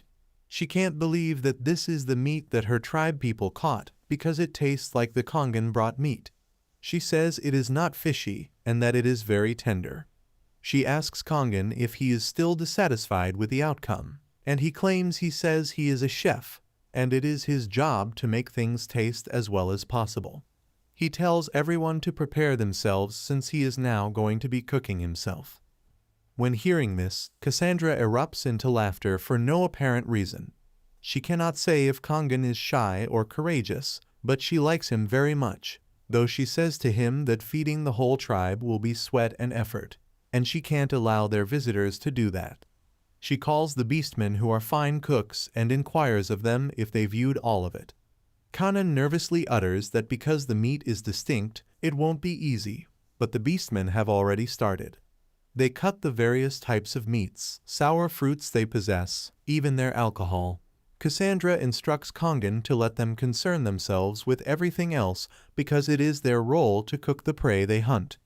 In any case, she thanks Kongan for allowing them to do such charitable, so in the end, she does not let him cook. Kayan still contributed a little bit here, providing the beast chefs with some suggestions. Everyone had a good time, and the party was held in the evening. Noah acts as Kamin's guide on their return journey, and Cassandra goes to meet him for the send-off with her daughter on her shoulders. She informs Kanan that she would like to send him off in a proper manner, but everyone is hungover due to the party. She gives him a little whistle and informs him that it is evidence of his friendship with the beastmen. Cassandra requests him to call them whenever they need it because he is now a friend of their tribe. Khan is content and thanks her while considering this experience, which he will never forget for many reasons. He believes that he can't do things like this in his daily life, and he won't be able to see anything this great when he returns home. As Kayan returns home, he notices a disguised old man standing in front of his restaurant and inquiring if there are any vacant tables there. He is surprised to notice him and believes that even his daily life is not entirely dull. He receives an extremely suspicious-looking old man. As his customer, Khan, cold and aloof, greets the old man to his restaurant and inquires of him what he needs while he is busy thinking that he has not put a required item in his shop yet. Anyway, the old man informs him that they will begin with cold water actually, the coldest he has because he is dripping with sweat due to all the heavy leathers that he is wearing this hot day. Well, while staring at him once more, Kim thinks about the required item once more, which actually happens to be a security alarm. He attempts to find out how much money it would have weighed because, at this point in time, it appears like a good investment. The old man doesn't seem to realize his doubt and slowness and continues saying that he has just heard about it. But he doesn't look forward to going to a restaurant here. He wishes to order immediately, and from the tone of conversation, Kanhin realizes that he isn't from the village. The man declares that he desires to speak openly and desires it to be constructed using Fedini. Those lines dumbfound Kongan, and he immediately changes his mind regarding the shady customer. He apologizes to him and informs him that they don't have fettuccine, but the old man tells him it is okay because he was inquiring just in case. But Kanan informs him that in place of Fedini, they have linguine, and the eyes of the old man widen. Kanhan asks him if he will be content with linguine, and he asks him to use it. There are various kinds of pasta. Kanhan could never have imagined that someone would come to this off-the-beaten-path establishment and inquire about Fedini specifically. Fettuccine is a broad and thick pasta, and linguine is slightly thinner than but thicker than regular pasta. Because the old man liked his pasta, Kayan gave him linguine because it was the best he could do after fettuccine. He believes most people in this establishment do not even have names of various pasta shapes, but the current customer has a very specific order because he cooks. Kanhin believes perhaps the old man likes Western food. He roasts some clams with garlic and oil and then sprinkles some wine on them. It has been years since Kanan has been asked to prepare something sophisticated, and he also intends to demonstrate his talent here to the extent that he completes the vocal pasta quickly and serves it to the customer. The customer praises the appearance of the dish, and he eats the first bite cautiously. He finds out that the flavor of the clams is strong but in no way fishy. It also has the perfect amount of spices, which add to the savory flavor. He is sure that this is not any ordinary restaurant owner's expertise. He glances at Kanhan and believes that he was not anticipating such world-class pasta from Countryside Village. He sees plenty of talent in Kangen and feels that he can do something remarkable, which has to be done. The old man gets up and asks Kanan if he could have a word with him for a second because he turns around. The TV is on, and it loudly narrates a famous painter by the name of Young Jun, who once again left his signature in the art world through his recent painting. The famous painter is delivering a speech about the recent art festival which he has attended and the opportunities which ensued. That when just the customer hears this, he immediately covers his face, and Khan is baffled. He nervously asks him whether there is anything wrong with the food, and the man tells him, "Don't worry about it." Later, he finishes his food and informs Kangen that it is actually very delicious. He says that he never thought that he would be able to eat proper Italian food so far in the country. Khan responds that it is the same with him because the old man was the first to order a particular shape of pasta. He asks him whether he likes eating Italian food, and the man tells him that he used to eat loads of it when he went studying abroad. Kanan realizes the reasons now and applauds the customer because he got to exhibit his talent due to him after so many years.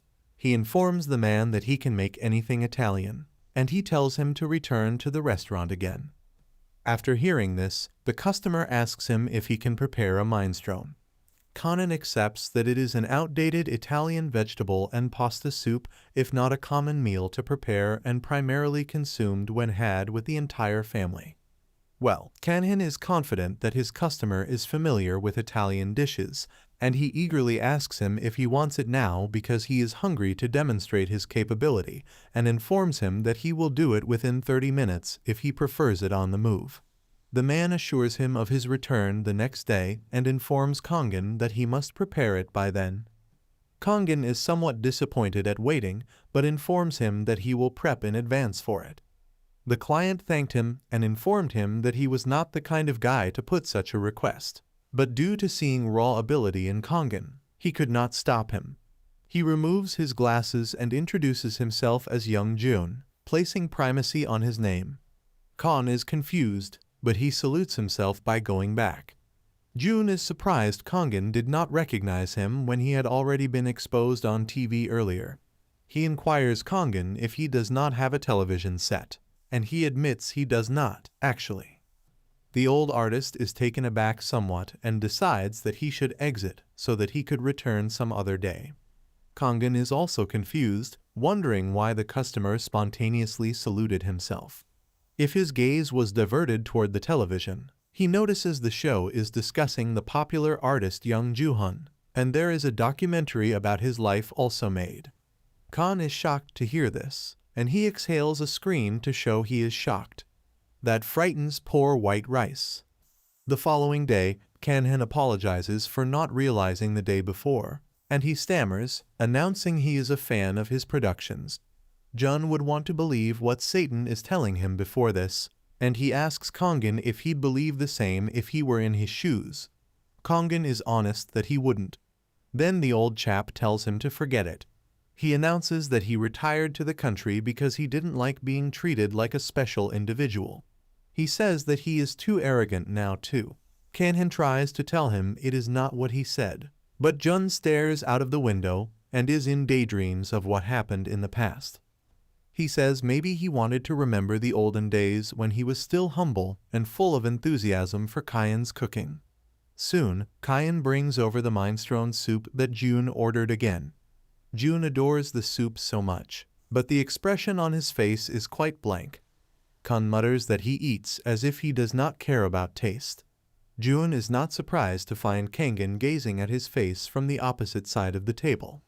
He assures Kanhan that the soup is tasty, and he never had it this better in Korea before. It is so tasty that it can be sold in original restaurants in Italy, but it's not like the taste Jun is searching for. He informs her that he consumed minestrone extensively while studying abroad. Conan wishes to know more, and Jun explains that it has been decades now. He traveled to Italy with just a dream to be a good painter and had no money to his name. At least he did every kind of job to survive, and even after that, buying a bottle of paint was too hard. Then, all he could eat was some pasta and a pinch of salt. Jun says that he fought hard, but his pride was too strong to compel him to bend down and beg for the leftover vegetables in the market. However, whenever he could sell a painting, he used to eat outside in a restaurant. It was not good, but it was something that made him proud. Those days, a bowl of minestrone full of vegetables was the closest to him.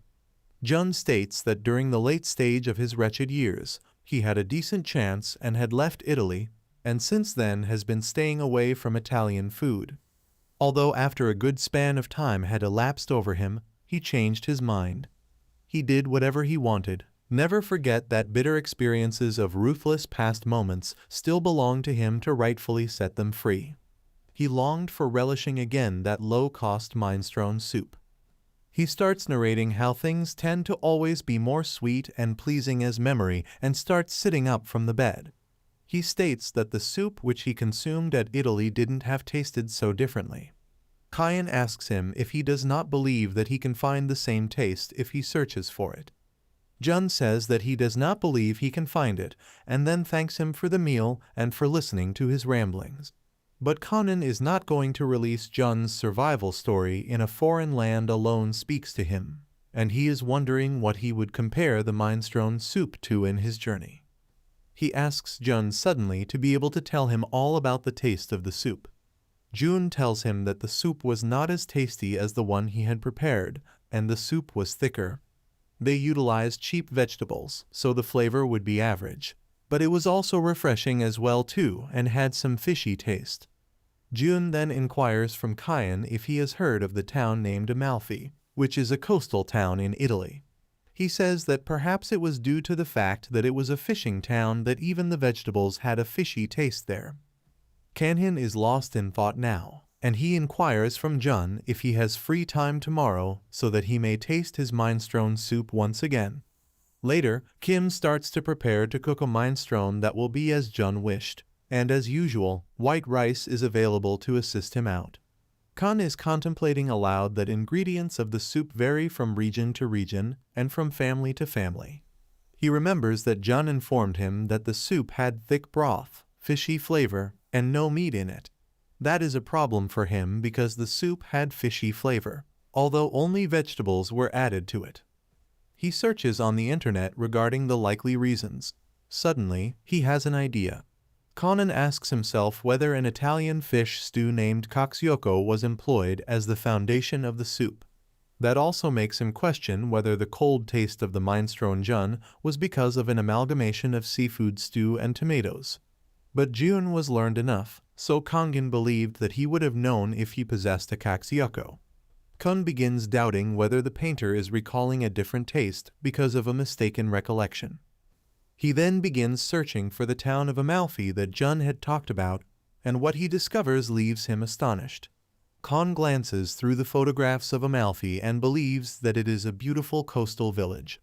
He has a sea view and looks out and sees something, and then begins speculating about Jun having a memory even more refined than his. The following morning, Jun returns to Kangen, and Kyan emerges to greet him, telling him that he had been waiting for him. He asks him to come sit down as he prepares his soup, but today Jun is morose as he keeps his smartphone open for Conan to view. On the phone are video montages of his win in the cooking competition, whose view stands at over 100,000. Jun becomes incensed, stammering as he tells him that Kanhan explained to him that he does not watch television, so why then is on a show himself? Conan informs him that his scowl is intimidating, and then Jun sits down at last. He says now he understands how Conan could be so gifted. Conan smiles politely, saying that he does not even look at his clips. He then comes to the point and inquires of his guest whether he is not interested in knowing about his mindstone. Jun says that he is. Kongan informs him that he is glad that he took time and agony in listening to an old man's babbling and pampering him. He says that it is enough for him, and Kanhan comes to understand that the old painter is not hoping for much. He knows Jun is right keeping his hopes down since he had been to so many restaurants beforehand in search of the familiar taste but got it nowhere. Though Kanhan is hoping his dish will open his eyes, and he serves his own version of the minestrone before Jun, who is surprised at its aroma. Given by the dish is too fishy, and also there is some foam in the broth. He wonders whether this was the same dish made by the same chef who had made a perfect minestrone yesterday. He even wonders whether Kahan did that intentionally to make it disgusting. As he scoops some of the soup while tasting the minestrone, he remembers suddenly when in Italy and how young and hot-headed he was, having enjoyed to the maximum extent the pictures shown to him by the taste of the fishy minestrone. Jin gets all mushy and says it's too much. He explains that if today he was introduced to this dish for the very first time, he would have discarded it at once because it is not pleasant. But to be able to enjoy this familiar taste again is indeed a delight. Kun then reminds him that since he had informed him that there was a fishy taste, he paid attention to the fact that the minestrone might have been inspired by Kaxiako. But even they are not that fishy. Kanhan says that then he thought about the thickness of the broth and how that relates to the fishy taste. That's when he started thinking about clams added in the minestrone broth. Because of the clams, the broth thickened and had a very fishy taste as well. Jae-hun gets shocked upon hearing the news about clams, and he starts thinking about them. He thinks that there must have been no way the chef who prepared the minestrone would not have known the other pungent fishy flavor, so perhaps she did it intentionally to ruin other people's taste, especially him. Kanhan responds that actually, there are so many ways to destroy the flavor of a meal, but he does not think anyone would do such a thing just for the sake of spoiling it. He continues to say that perhaps the lady put clams into the soup because she was concerned with the health of an innocent young man laboring hard in a distant city away from home. He continues to say that perhaps the lady did know Jun's state of mind quite well, so she added soup with blended clams such that he received proper nourishment, but also in order to protect his pride about this good deed. Ji-hun's eyes open at the mention of Kang-hun's theory, and he recalls the female shopkeeper inside who would smile queerly in his direction whenever she handed him the soup. He confesses if he had only known this previously, then he never would have come back to visit the restaurant. He had his pride to keep up during those tempestuous days, so he could not have tolerated losing it. He becomes nostalgic and begins to chuckle, stating that the woman was far too inquisitive about other people's affairs. Later on, as Jun departs, he says to Conan that he has a villa close by, so he will drop by every now and then. Kay says he can drop by any time. Jun just glances around at his restaurant walls then and says that they appear to be empty, and Khan has no idea what he is talking about. Jun assures him that it was nothing, and then as he steps into his vehicle with the assistance of his driver, he instructs Kanhan to keep his visit private as he is undercover. With this, he departs, and Kanhan informs him that nothing cries suspicious than having a personal driver in a luxurious car. Just when someone else approaches him from behind and asks who the suspicious guy is walking away, just then, as Kongan turns back, he is shocked to see his friend Jim. Jim just waves at him and inquires how he has been doing, and Conan panics and asks him what he is doing there. He tells him that he is on holiday, but is too lazy to go abroad. He was searching for a place where the air is fresh and food is tasty anyway, so he came here. Kyan is annoyed because Jim has come to freeload and get him to cook for him. Anyway, Jim informs him that he is not going to stay long, so Kanhan should not mind him. He only stays for 3 days, so Kanhan only needs to cook him 9 meals. Kanhan is annoyed and informs him that he is not going to cook for him, but Jim will not listen to him. He goes into the house and compliments Kang Hun's house that he remodeled well. The grumpy Kongan warns him not to get settled down because he will make him pay for his work. Just in time, Jim looks at Rice Cake and asks him what breed since he has never seen any such dog before this. Kanhan admits that he does not know, but Rice Cake is adorable, and that should be good enough. He asks Jim to touch him, and he decides to do so, but before his hand reaches Rice Cake, his ultra senses tingle, and he quickly creates some space for Jim. Khan snickers in the distance that even professional boar hunters from the village can't catch Rice Cake, but he remains firm and lets him pet him quietly. He chuckles diabolically and instructs his friend to pet his dog if he can. Jim comes to a realization that Kanhan was bragging to him alone that his dog is finicky about human touch. He asks if Khan gets along with the villagers with as poor an attitude as that. He wants to know if Khan is an oddity here, and this hurts him. Khan cries out that he is not so strange as he bangs the glass of water on the table. He informs him that the villagers went so far as to give him a feast. Jim only gives him a pitying look because he thinks that Kangan must be lonely to make a fuss about it. His comeback infuriates Kanghan even further, and Jim gives him a glare as pitiful twice as pitiful. At the moment, someone reaches his door, and Kanhan tells Jim to relax while he attends his customer. He comes out to view Miho as Miho views Kanhan emerging from his apartment. He asks him if he is having a break. Kanhan tells him that the restaurant is open and inquires if he came to eat some food. Miho declines and says that he only came to give him something. Khan discovers 2 pairs of oven mitts with rice cake silhouettes stitched upon them.